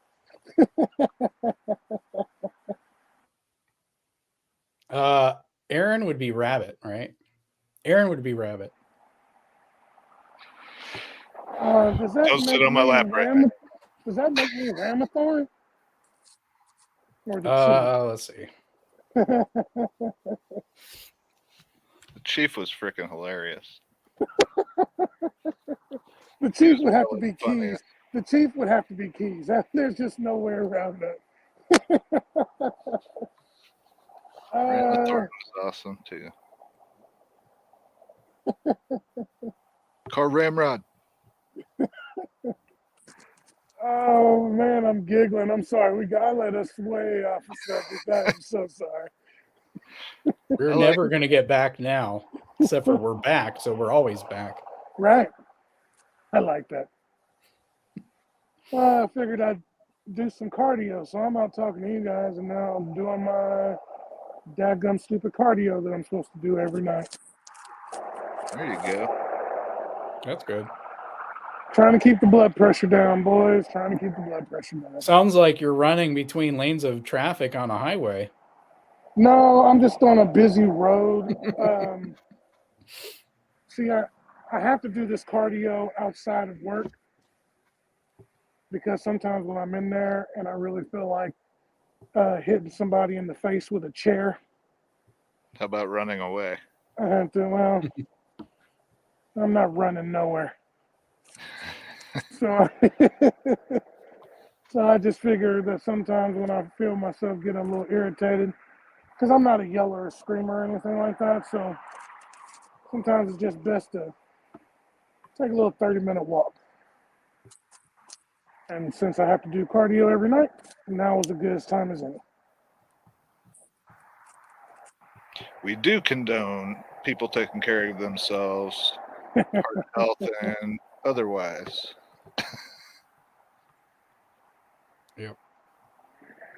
It is smart in today's society for all the jokes that we make about stuff like that. It is really imperative that you eat healthier. I'm not saying eat all the way healthy and eat rabbit food and all that, but you can eat the same stuff and still be healthier. Portion size is everything. Except for your Domino's. You should eat a Domino's pizza every night. I don't even eat Domino's once a year. I wouldn't dare make anybody else eat it every night. Gooch, come on, man. I actually have customers. They're like, "What's your favorite thing here?" And I'm like, "I don't eat this shit." This is not how you run a business, Gooch. But if I was, I'd get a pan pizza, pepperoni, jalapeno with a brownie, some garlic bread bites, Parmesan bread bites, and a little bit of marinara. I'd eat all of that.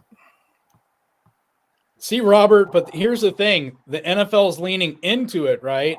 So that nobody believes it's a conspiracy. Like, nobody believes the conspiracy theorists now, because you see like the Jason Kelsey, skit with his mom and everyone talking about their scripts, and you got NFL players talking about their scripts and all this stuff.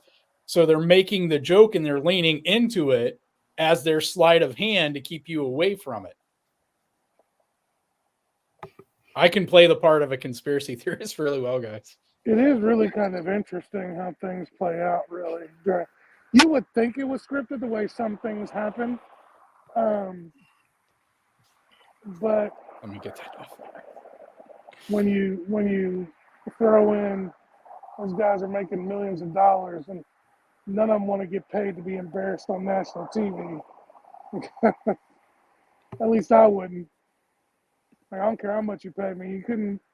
I couldn't let you embarrass me on TV, because then I have to walk around with people like, "Oh yeah, you're that guy that got mossed by, yada yada yada," and then I, end up in jail because I'd have to lay holy hands on somebody. You know what I'm saying? But you don't yada yada over the details. Sorry, commercial. No, you're all right.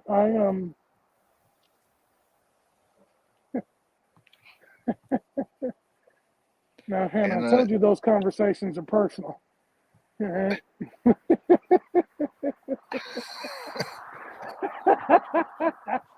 I was not expecting that. I'm assuming she's talking about with the kids. Oh, okay. Authoritative. Okay. That's what we say over Screamer. I was gonna say, oh man, I need a back channel after dark, because where I was gonna take that, although it would have been PG-13, it was just gonna go down another tunnel. We didn't want to. Or you need to smoke now.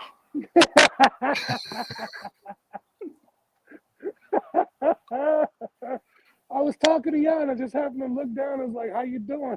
I'm a screamer. That's pretty much how I saw it. It was good though. Keep that up, Hannah. And no, obviously no disrespect to my homeboy Keys, obviously. But as a man, I look at it and I go, really? You were getting ready to ask him after 8 kids. I was like, really? So, Keys, you care to comment on that? On what part? Nothing. you We're not doing? going down that rabbit hole, bro. We're not going there. I've been better, Aaron, but I can't complain today. I'm sorry. I didn't mean to. I'm really just having fun. Don't be upset. At any of us. Right. Well, I'm not going to scream at anyone, so. Oh, man, I love you guys. I swear. Honestly, in my mind, it goes too, back to Ron White. You guys ever watch Ron White, the comedian? Oh, yeah, absolutely. When he talked about, was it some lady he was dating who said she was a screamer? Like, I don't know. I get random, like, comedian bits in my head when I see or hear certain phrases.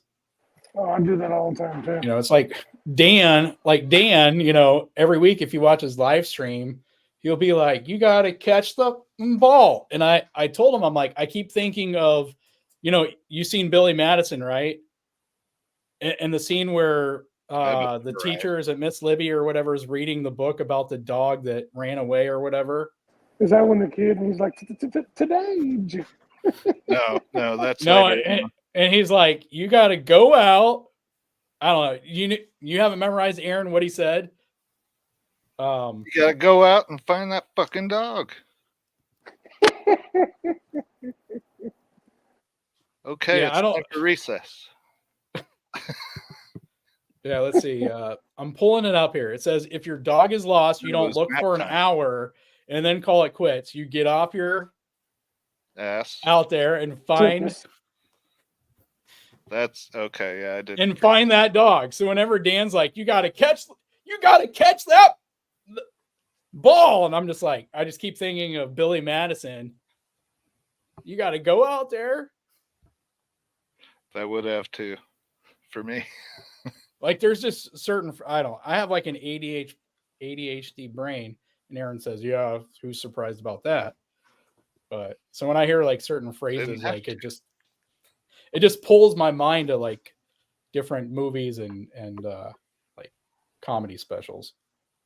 Might be a guy thing. I'm not sure. Get distracted quick and easy. And for those of you still watching, that's why I say Keys is the best of us, because that quote is a whole lot funnier when read in its full context, but Keys can't do it because he's a good guy. You know what I'm saying? He leaves Not all so the much. he leaves all the rest of the silly stuff to us. You know. Yeah, except for when I scream. I want ice cream. I think I want chicken. I can't have ice cream. Prime rib, right? Is Yeah, that the but Oh, special? prime rib. Speaking still of the food, special? I am gonna have to go pretty Yeah. soon here, so I can get some food in me before work. Did Liz cook it? No, her mom did. Ooh. Yeah, Does she like you? yeah, Okay, you're fine then. yep. She probably likes you more than she likes Liz, I'm sure at times. Sorry, Liz. which is cool with Liz because even germs don't like her. Damn. Sorry, LT. Lawrence Taylor? No. You would have to take no. It's her. I think it's her email.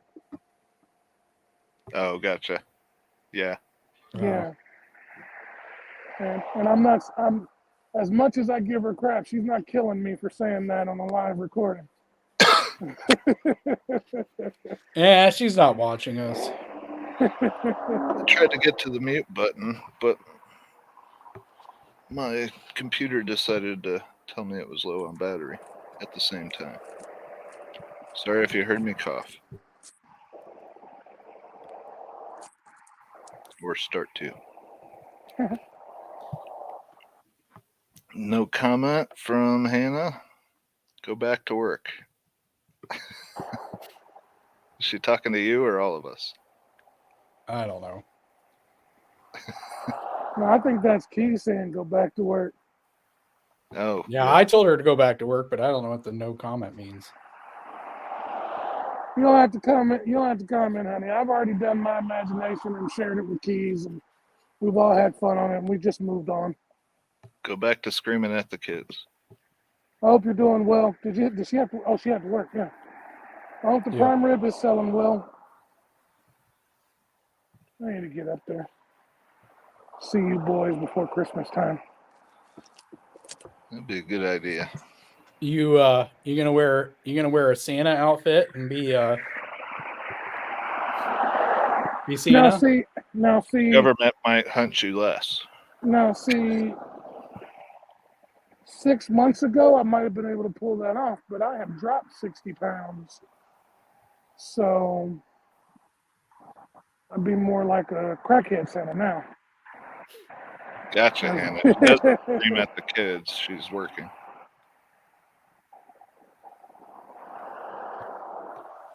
Here, for those of you wondering why that's actually funny that they don't scream at the kids, because Keys and Hannah have so many kids, they don't have names.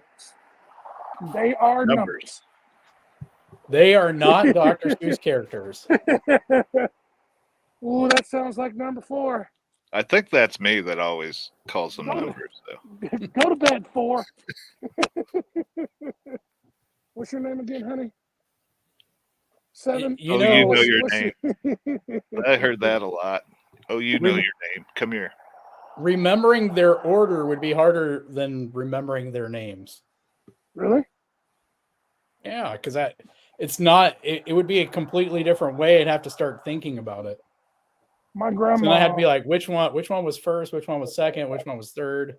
My grandma had 14, and my family was 16 plus.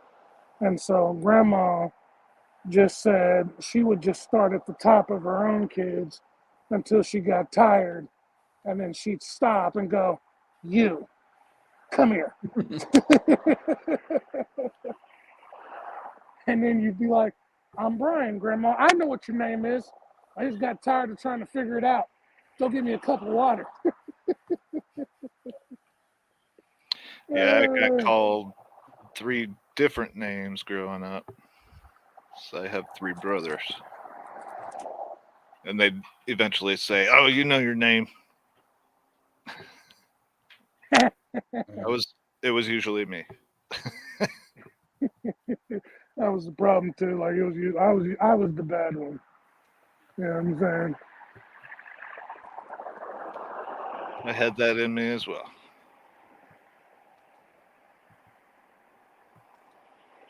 There you go, Pooch. Okay. All right. So karma is the great equalizer. Steve Bills and I don't know if that's karma. More so than not.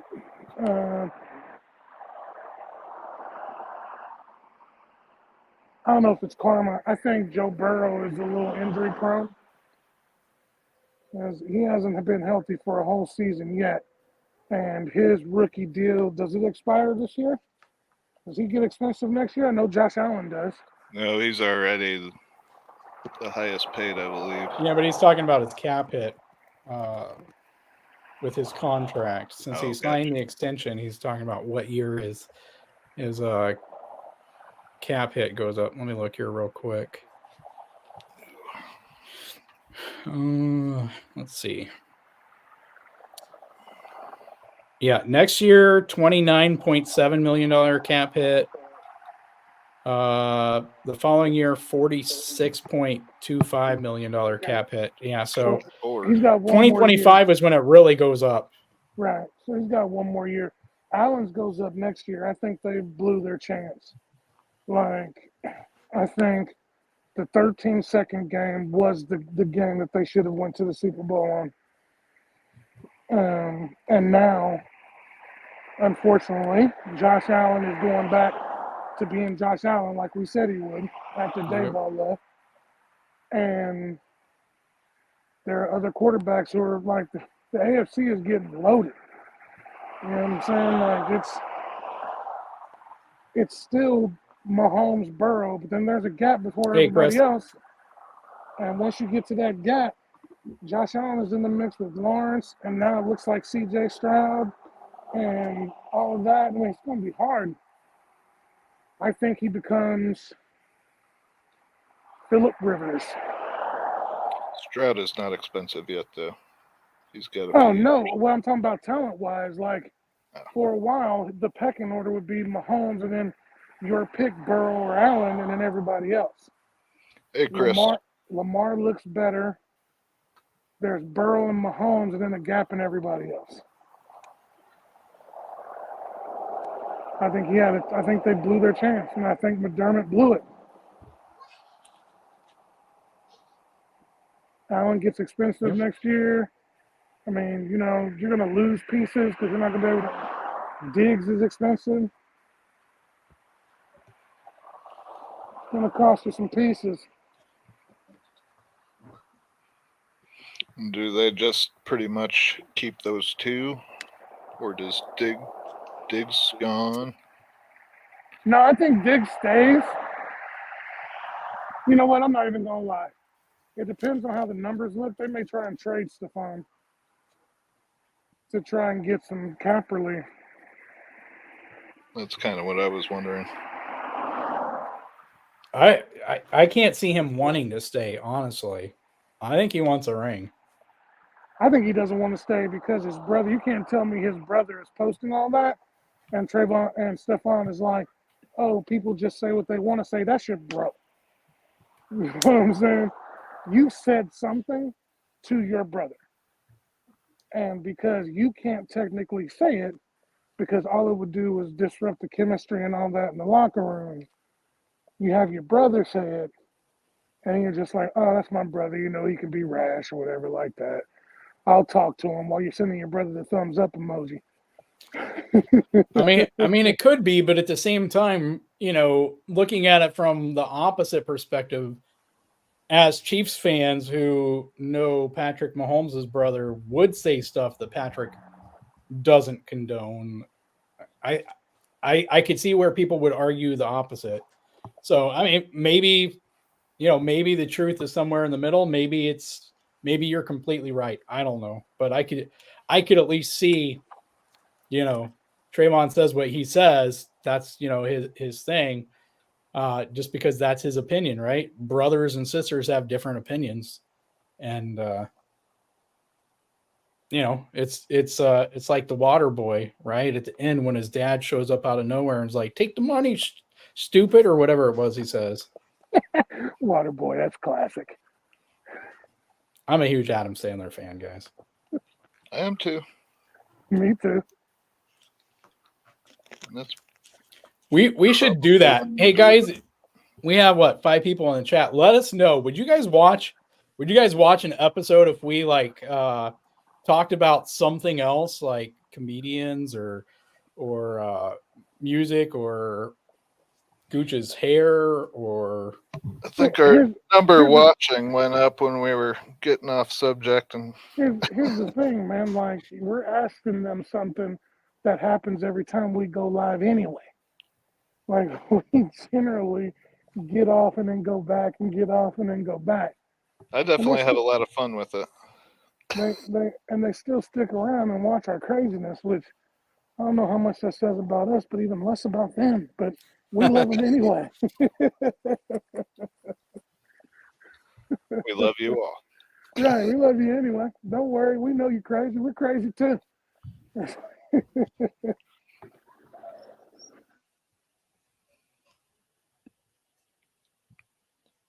So Chris here had an actual legit question. Where do you guys rank Trevor Lawrence? Right now? Yeah.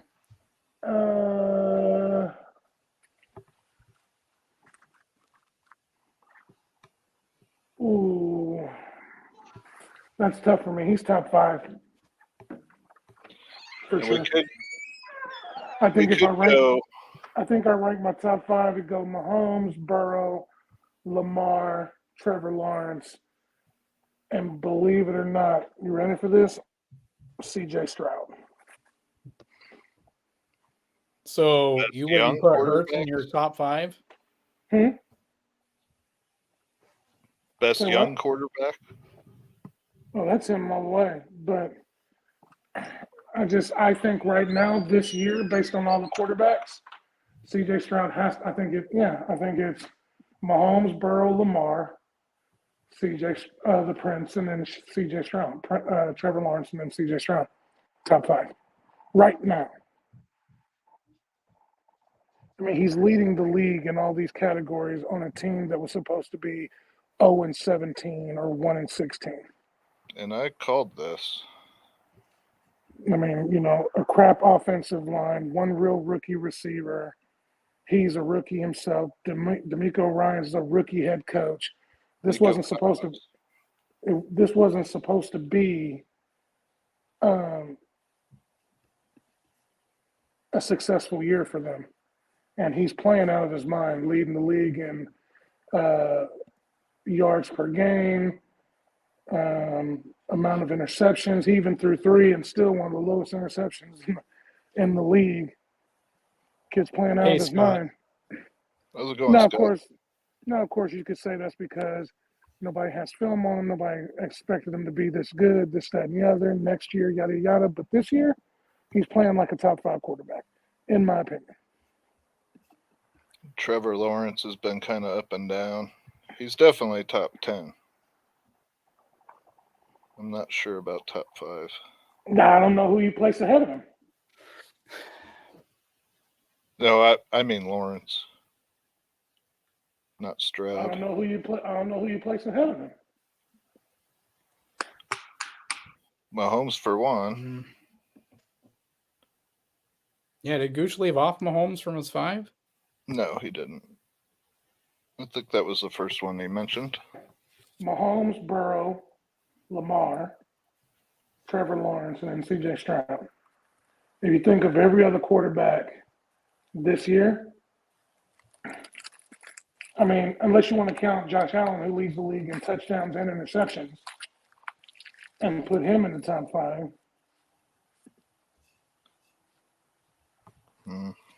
I guess there's Tua, Mr. Turn the Ball Over.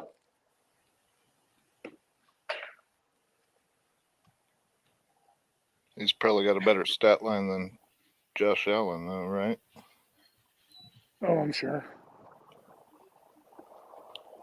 I don't know. I'm looking at the stats themselves, and Trevor statistically isn't even having like a top 9 season. Like if you and I'll just give like the big typical stats, like passing yards. He's 1, 2, 3, 4, 5, 6, 7, 8, 9. He's 10th overall behind Sam Howell, Stroud, Allen, Tua, Jared Goff, Dak, Mahomes, Brock Purdy, and Justin Herbert in passing yards. He's number 10 overall. In touchdowns, he is 1, 2, 3, 4, 5, 6, 7, 8, 9, 10, 11, 12, 13, 14, 15, 16, 17, 18, 19, 20th overall, and that includes being behind Josh Dobbs. Interceptions, 1, 2, 3, 4, 5, 6, 7. Let's see. Oop, we're going the wrong way there. Nope. How many has he had? 7, I want to say. That's not too bad. Let me scroll and look, but I want to say 7. I think 7. Yeah, 7. 12 touchdowns and 7 interceptions. So he's not even setting at a 2-to-1 touchdown to interception ratio. And I would put Purdy ahead of him. I mean, Baker Mayfield has 7, but he also has 17 touchdowns. Geno Smith is 12 and 8. So that's slightly worse than him. Like, I mean, He's definitely above Gino. statistically he's not there, and I'm probably being harder on him because I expected way more from him based off of, you're now year 2 in Doug's offense. Evan Ingram last year looked like kind of the Evan Ingram I was expecting more to see out of his career. You add in Calvin Ridley this year on top of everything they already had last year, and so I had higher expectations of this Jags team in general and Trevor. And so it's not, listen, I'm not knocking his potential and I'm not knocking his floor. I just had higher expectations of his floor this season. What year is So, he?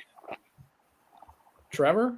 Yeah, Third. What? 3. Yeah, I was gonna say year 3, right? Because we had Urban Meyer waste a year, and now year 2 of Doug WP. Peterson. So, but since Gooch kind of went here, well, since we all kind of went to the quarterback conversation, I want to throw this one up because on Dan's show last night,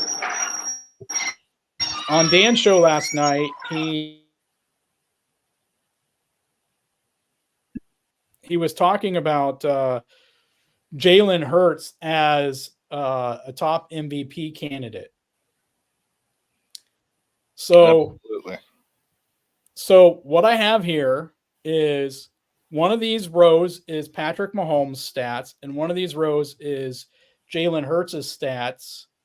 One of these guys has Devontae Smith and AJ Brown, and supposedly the best offense in the NFL or offensive line in the NFL, and DeAndre Swift. The other guy has a 34-year-old Travis Kelce who's been injured all season, and a bunch of younger or mostly no-name receivers. But still playing. So which one of these stat lines looks better? The top one. That's Patrick Mahomes. That's what I figured.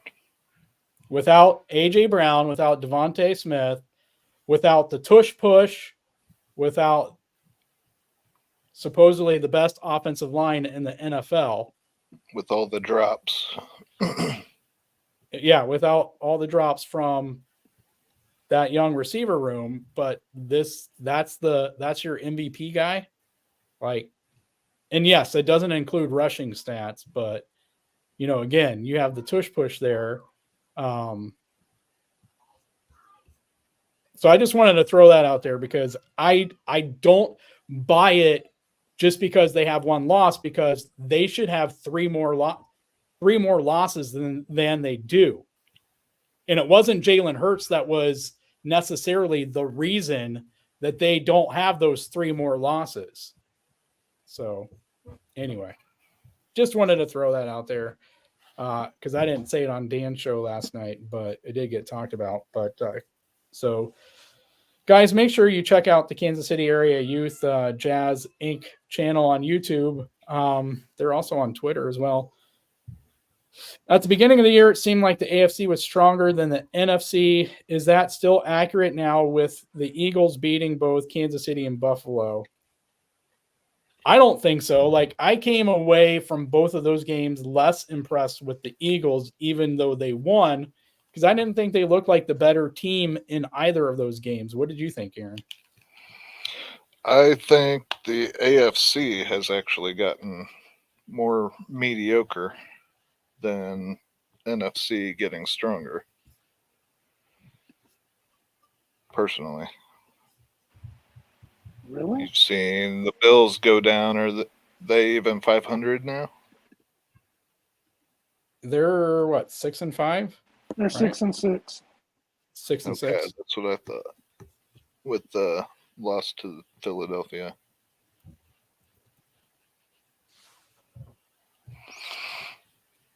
But yeah, that's my take, is the AFC has gotten worse by Bengals and Bills going down.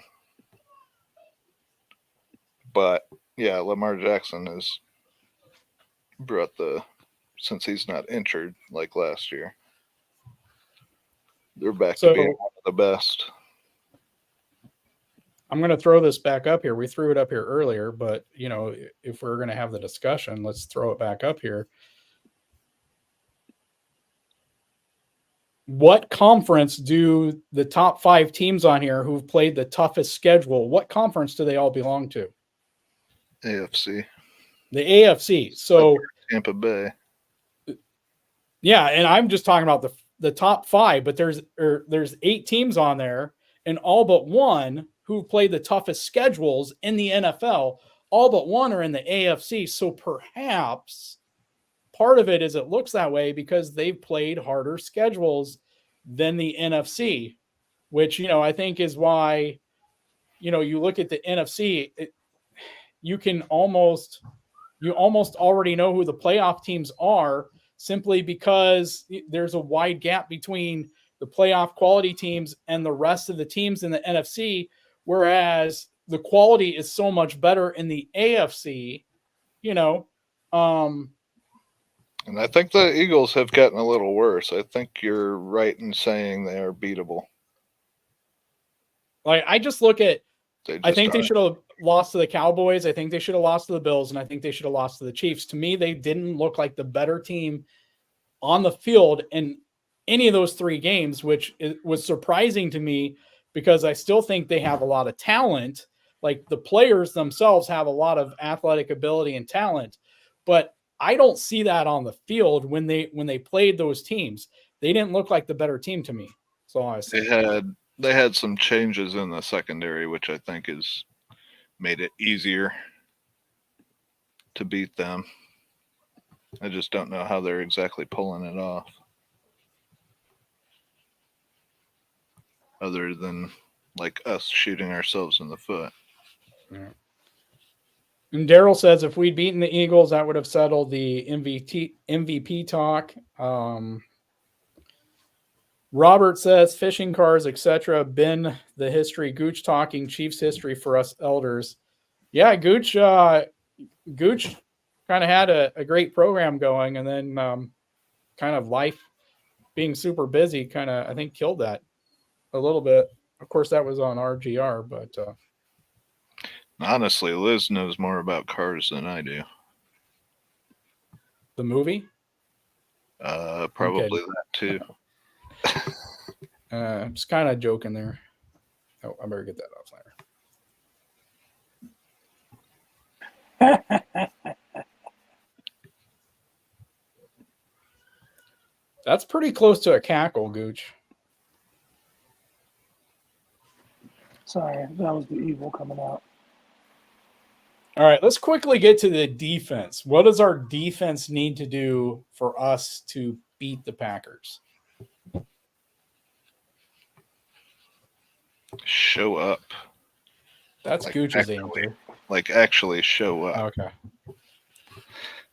Which they didn't in the first quarter, at least, in the Raiders game. Or was that scheme? Yeah, I mean, I still think it's a matter of you know, some of those schematic choices. It really felt like the Raiders made a concerted effort to look, you know, towards Jacoby Myers as the first read, knowing or anticipating, right, that Spags would bracket Devontae, really trying to help out their rookie quarterback, who I like, and I think he looks good. You know, I think he can be a very solid, maybe a little bit better than Derek Carr type of quarterback, you know, which isn't a knock on him at all. You know, I don't think he can be an elite quarterback, but, you know, I think he can be a pretty, you know, kind of maybe in that Ryan Tannehill range, you know, at his best, or, you know, even maybe kind of a little bit better than Jimmy Garoppolo, you know, when he's in a system that protects him. But I don't know. I think people you're mentioning are about middle of the road, middle of the pack. Yeah, I mean, that's what I said. I think he can be a little bit better than that, you know. I don't think he's going to be special, but I think he can be a pretty solid quarterback, you know, who maybe has a little bit better mental makeup than Derek Carr. But pull out Gooch's excuse. Look how many offensive coordinators and head coaches and all the turmoil Derek Carr had to put up with. But I don't know. To me, I think the Raiders actually had better weapons than the Packers do. So, to me, like,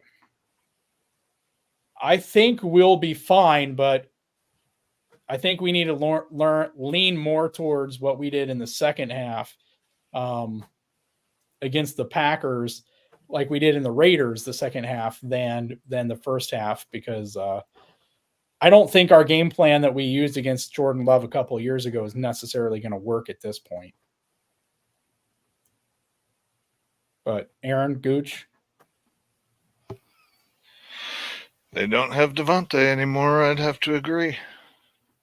Raiders have more talent than they do.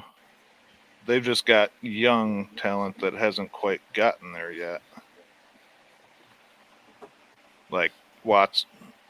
Is it Watts? Yeah. I'm a huge Christian Watson fan. You guys know that. And he's I been wanted him in the draft. Not Sky, but it is what it is. I was Gooch? with you.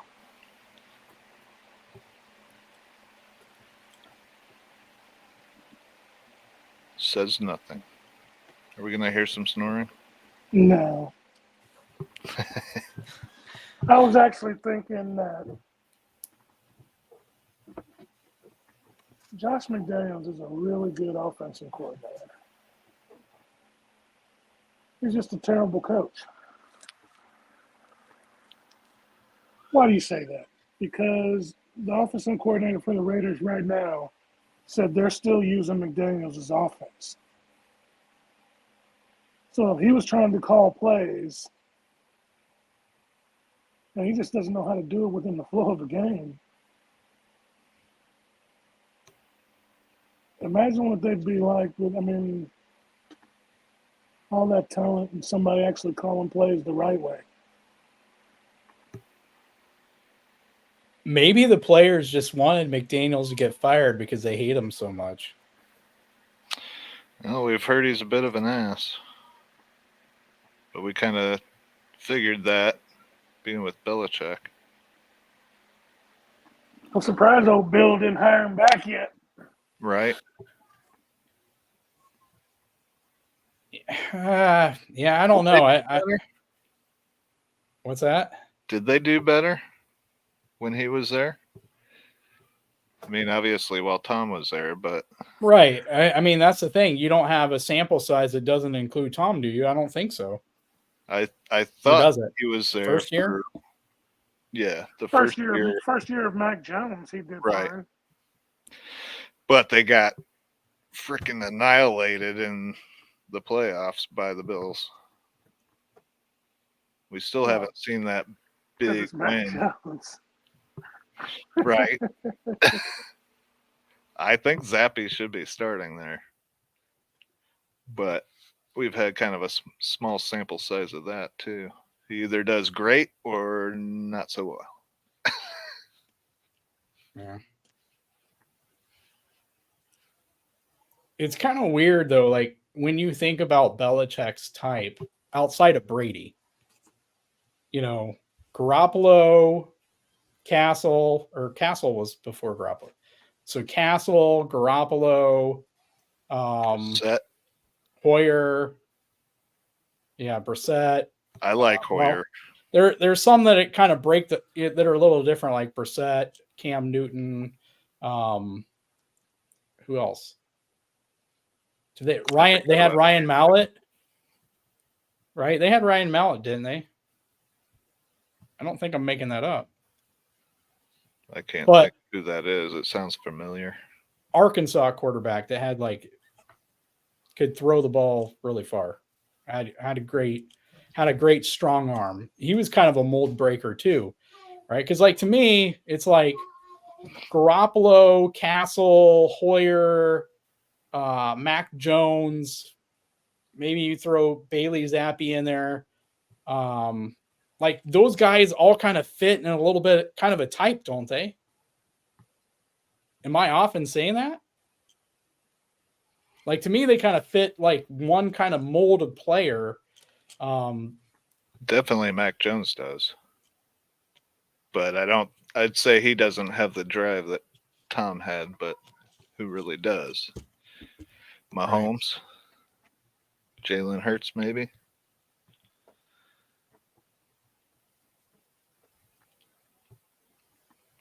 I don't know. Yeah, I don't know. But I just kind of wonder if it's just kind of been like a type thing Russell Wilson. them. But We haven't mentioned him.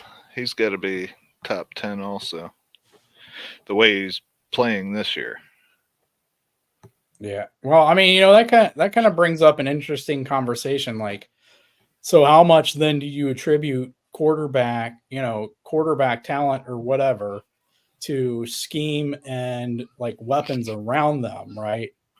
Because obviously we had last year to judge Russell Wilson by, but this year he's got a guy who's had massive success as a play caller, and the Broncos wide receivers when they're healthy are, they're not a joke by any means.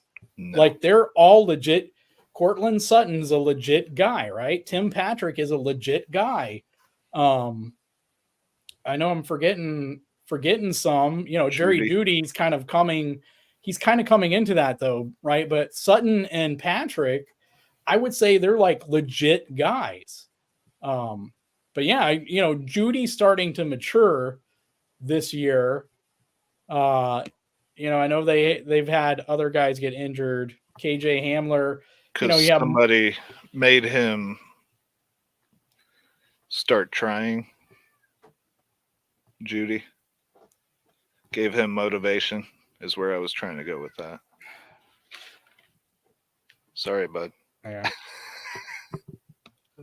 I went to pet the cat because he's yelling at me, and I was just going to throw out, Marvin Mims. So it's not like they're not without weapons, but one of the things I think Dan pointed out is the offensive spark. Like, the biggest difference maker is Javonte Williams coming back healthy, because they can just gash you on, they can just gash you on the ground. And when they can gash you like that, it really opens up the play action. But I did like Mims a lot coming out. Hey, Gooch, we're going to let you answer this one since you're the Alabama expert here. Mac Jones is baffling, much like Tua was for his first years. Is it an Alabama thing, Gooch? That's a really good question.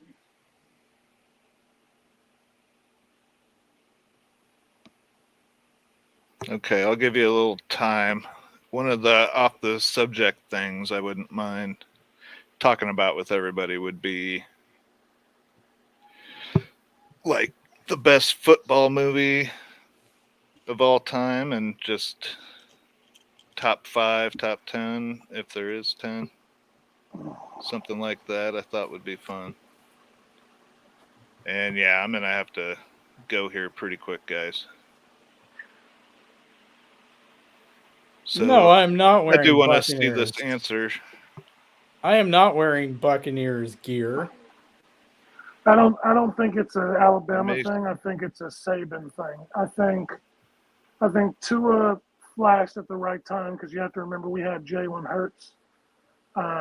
But when he wasn't playing well and we benched him for Tua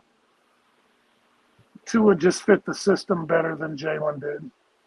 And then we changed the offense for Bryce Young, which is why Bryce got all that pub, because we actually turned into more of a passing offense. And it just happened to fit Bryce because he wasn't going to run with the ball. He was so small and could get hurt. I really think, and it's something that Mac Jones said, that he went from his coach in high school, which was like Saban to Belichick. I think the boy he just wants to be hugged. He wants to be loved. He's tired of being yelled at, and it's hurting his psyche. And then two, yes, it could be an Alabama thing. Like we usually produce running backs and receivers. We're not really known for our quarterbacks, really. I mean, you know, we claim Jalen, but Jalen was only there for like a year and a half, like a cup of coffee. Who is talking? Liz. Gutter. No, Liz.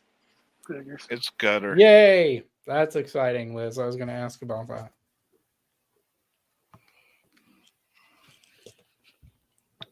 Gooch might actually put his face on camera for that one, Liz.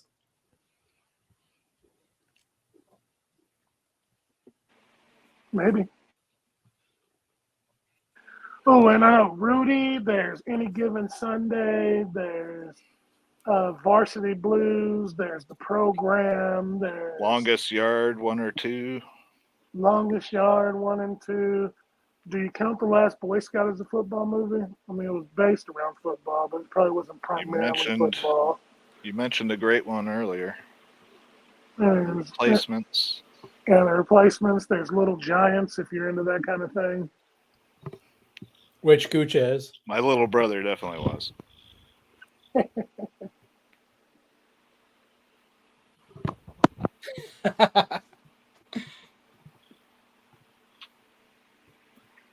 He watched that a ton.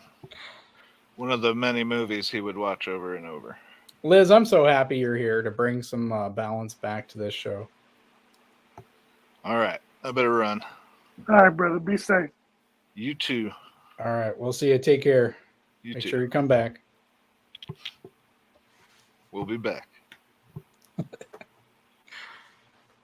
Oh. All right. Well, we going to keep going or we going to go to last thoughts here? We can keep going. I got a few minutes left in me, but man, I'm going to have to go to bed early tonight because I got a crazy day tomorrow, which that's sounds like every day that you're going through right now, Gooch. So, Well, you know what it is it seems that as it's weird because the I don't know crazy because it sounds so generally dismissive, but it seems like on the East Coast, everybody loses their mind in the summertime because there's no snow and stuff, so everybody wants to be outside. And it's almost like all that shifts to different seasons. So in the Midwest, as it gets around the holidays and snow time is when want to lose their minds here. You know what I'm saying? You know, sometimes you just need that one person to kind of smack some sense into you, not literally, just to remind you that, you know, now's not the time to be going crazy. And if you got to get up early, I'm not going to hold you.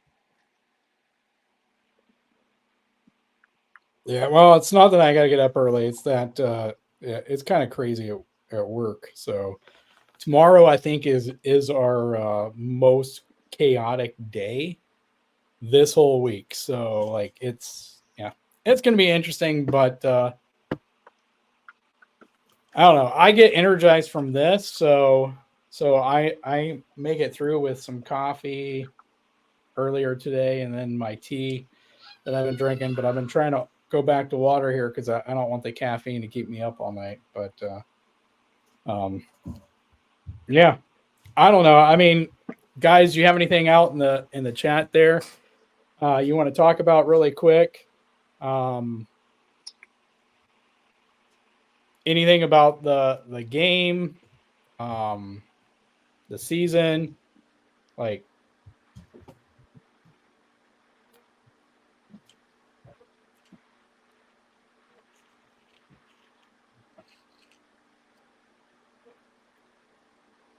and go like 5 minutes more and then I probably got to call it a night, but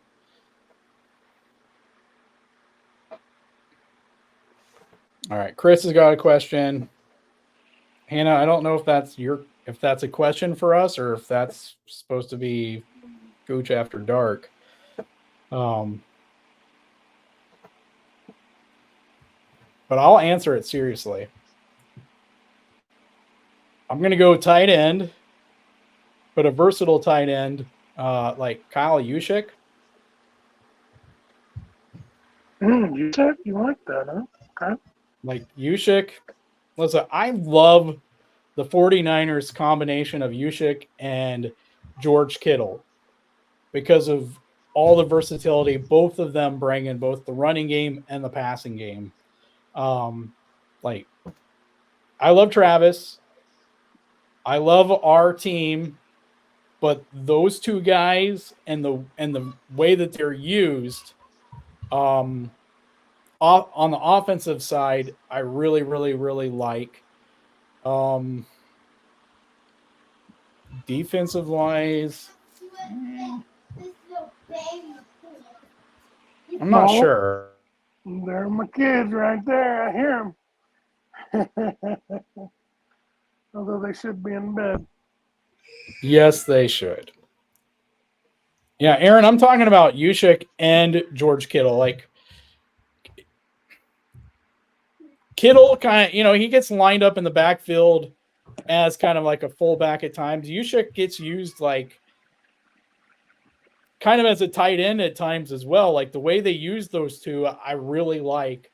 And part of it's because of that. You can have them both in the backfield with a running back or even motion Debo to the backfield, and you have no idea what the hell, could happen. So I kind of I like the two positions, but I like those two players and the versatility they bring. Um, and man, I don't know. Defensively, I might say edge.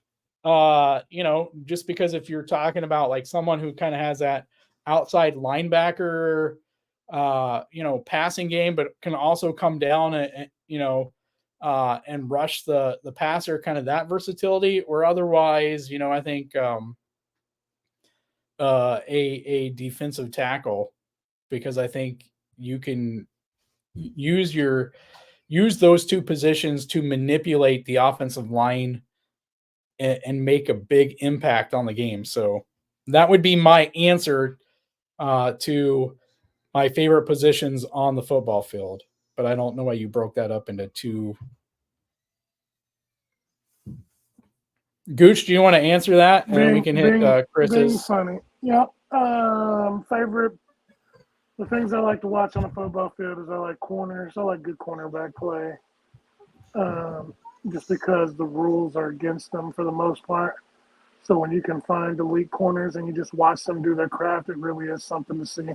Even though they don't get a lot of balls thrown their way, like just watching them is interesting. I also like watching receivers simply because um, that was a position that I played. So I like to watch and see if they open their hips up before they make their cuts and stuff like that. If they're running their routes hard or hitting their angles hard. I like watching safeties. My cousin played in the NFL and played safety. So like just kind of intrigued with what they do back there. Um, and then sometimes I really like watching the line, offensive and defensive line, because it's really 6'4" taller. Like Jason Kelsey is 6'4", 269, and he's the smallest guy on the Eagles' offensive line. And that's big walking the streets. You know what I'm saying? So it's like just to see those big guys like they're fighting in a phone booth, and I get intrigued sometimes at how when you see an elite player like Chris Jones get past somebody whose whole job is to hold him up for 3 seconds. And within 1.5, he's by you. Like that kind of stuff intrigues me. I would probably say those are mine. So basically, the whole team. Yeah, basically. Hey, and listen, like I was trying to actually, and I know you were too, like answer, like forcing myself to say actual positions, but I follow Jim McNally on Twitter, who's former offensive line coach for the Bengals and the Bills, and I think some other teams he worked with, Anthony Munoz, in addition to other guys, and he puts out stuff every single day, and I'm not going to say that I know much of what he's talking about, but I love watching his stuff. And part of it is because he's given me, like, just watching his stuff has given me a greater appreciation for everything offensive line, the technique, like the strategy, behind it, and on the opposite side, Cody Alexander, match quarters, has really gotten me interested into like the defensive line and how important, um, that is. Like, you build your defense, from what you want to do schematically with the defensive line first. And that affects the coverage that you play and just kind of that back and forth between the two of them, right? Like that huge battle of scheme, which is, um, one of the reasons, like, I love Brian Flores with his, like, all of the sim pressure stuff that he would do, especially when he was with the Dolphins, Flores and Belichick with the Patriots, like all the different creative stuff that they would do. And, then what's the offense's answer to that? The way that Andy uses his tight ends and the spacing to like squeeze edge rushers, put the tight ends close to the line there, put the tight ends close to the tackles, and the edge rusher has to pause for a partial second just to make sure that when he goes to run into or around the offensive tackle, Travis or Noah's going to not hit him from the side, and basically knock him on his butt for the whole play. Like all of those kind of back and forth things, like I really appreciate. And, Cody Alexander goes into all of it. He touches on, the way the cornerback should have his leverage, the use of his hands, all of that. And then since we got into it this year, because the wide receiver room has had its struggles, listening to Jason Dunn have, Larry Kirksey on and listen to him talk about, starting to think more about, okay, you as a wide receiver, you have to understand the cornerback's leverage. You have to be able to read the zone. You have to run every single route as if it is basically a fly route. And that initial burst is what's giving you your cushion and helping, set you up for every other route you run in your route tree. Uh, because to me, it's like baseball and pitch tunneling, the idea that your changeup and your curveball or slider or whatever all have the same arm angle and release point as your fastball, so that the hitter, to the hitter, it all looks the same until the last second. That same idea for your receiver going up against a cornerback. So I kind of got long winded there, but just to say, I agree with you, Gooch. And I think that every position has its nuance, that once you get into the nuance of a position, it really makes you appreciate that position and love it. So you're right in basically my summation of your answer, that is basically every position on the field. So there's your answer, Hannah. We love every position. Every position is great. And so Chris's question here, our last question of the night is, do you think the Chiefs win out? Gooch, do you think the Chiefs win out? If you give me a second here, I'll pull up their schedule so you're not just like doing this blind.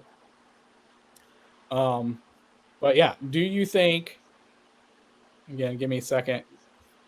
Do you think I think it's Packers, Bills. What is it? Packers, hey, Bills. just wait a second. Just wait a second. Let me pull it up. Probably No reason to Packers, play Bills, hero ball here. Raiders, Bengals. Was that close?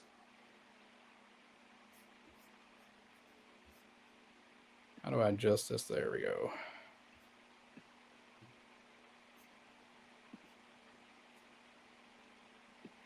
Better? Yeah. So yeah, Packers, Bills, Patriots, Raiders, Bengals. Do the Chiefs win out? No. Now, they're favored in every game. but I think they lose the one after this one. So Bills. Yep. I think they lose to the Bills. I think it's a tight game. They're not going to get blown out or whatever like that. But the Bills are so up and down. Night, Hannah. The Bills are so up and down that they'll get up for this game because they're going to be trying to save their playoff hopes.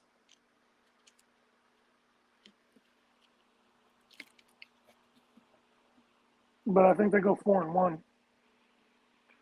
I think they easily beat the Packers, the Patriots, the Raiders, and the Bengals because Downing's still going to be there and no Burrow.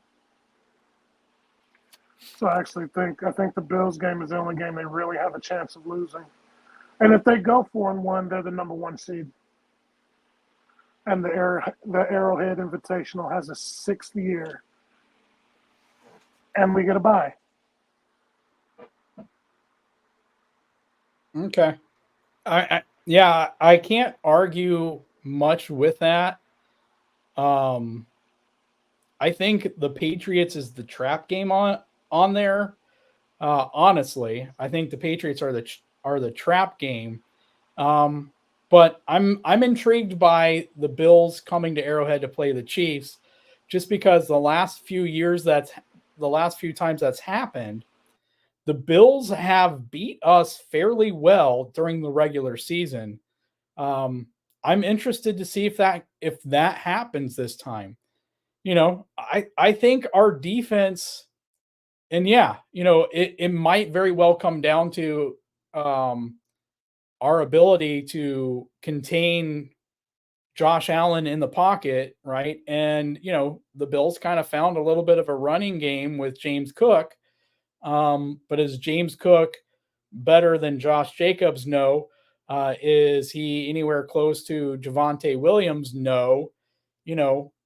I think it comes down to Josh Allen's ability to break the pocket, our ability to contain him, because we kind of saw it with Russ, right? That second game, Russ was getting some good runs against our defense. So I think it comes down to that for me in that game. I like our defense. I do. And I think if the offense we saw last week, if that's the offense we see the rest of the season, I think we definitely would win out. We're going to get some guys back. And if that's the offense we have with the defense that we have, I don't see a loss there. So it's contingent on that. If the offense takes a step back, that's a different story. Then I'm probably 100% with you, because I don't think that the Bills, the Bills are better than their record. So yeah, but Daryl says we could if the offense gets in time. Yeah, that's what I think. I think if last week's offense is the offense we see moving forward, I think that will be fine. But let me ask you this, Gooch, really quick. If we make it to Bengals at Chiefs, regardless of anything that happens, are we resting our starters?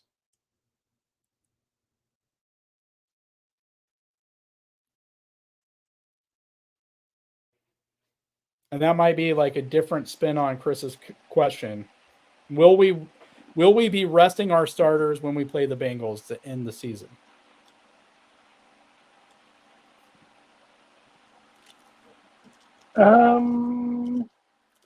Depends on our hold on the 1 seed. Like if we've got it sewed up, or we know that whether we win or lose, we'll be tied with Baltimore and still have it, then I think we do. Maybe not, because if we have the 1 and we get the bye, you just play them until the 3rd or 4th, and you let everybody just kind of chillax. I think too much time causes you to come out flat if you have the bye. And I think if we have it sewed up, they play the first 3 quarters or whatever, and then you sit them. I think if you rest them for the last game of the season and then you rest them for the bye, they come out flat. And with the way that this season has played out, you don't want to come out flat with some of these. My bad, these Robert. teams. You're right. I didn't scroll up. I didn't scroll down all the way. Chargers is the last game, Gooch, not Bengals. Sorry, Robert. Thank you. Thanks, Robert. You're the man. So we have 6 games left. 5-1, I still think. Okay.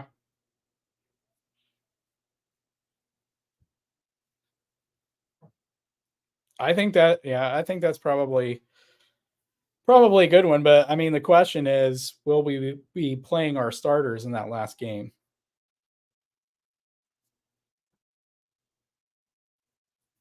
I think your answer kind of has to be yes, right? If the loss is the Bills, or are you expecting the Ravens and some other teams to we'll be playing our distance? starters. I don't think we're resting starters the last week of the season. Or at least not the whole game. I think if we've got it sewed up, Andy starts pulling them early to keep them from getting hurt, but we're not resting the whole game. Okay.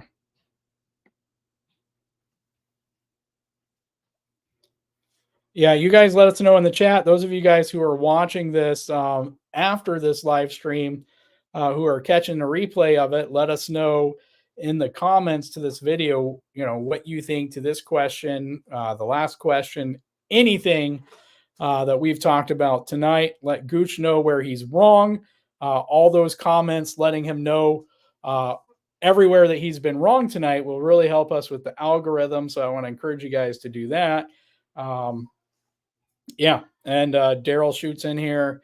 If the number 1 seed is on the line, the starters will start. Yeah. I mean, I think we're all in agreement on that's going to be the case, but I'm kind of asking asking that question was kind of like saying, will the number 1 seed be on the line by the last week of the season? So sounds like everybody is in agreement on this. And Gooch, you got anything else you want to say, or you want to go ahead and pay some bills? We appreciate everybody that comes to watch us, whether religiously or in passing. It was really fun tonight. Like, I have fun doing this all the time. I'm sure the guys do too. We miss Aaron right now, but he had to be at work. He's got to pay the bills just like we're paying the bills. And make sure you tell somebody you love them. It's been a great season so far. We've had a lot of fun doing this.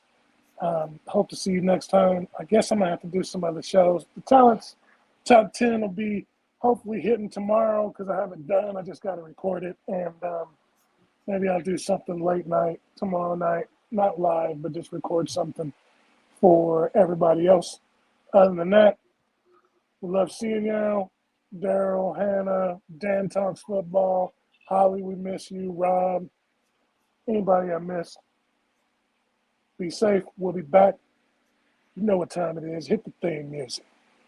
You got your team, and we got a kingdom. Ready for war, we score at will. We're the Super Bowl champs, the king of the hill.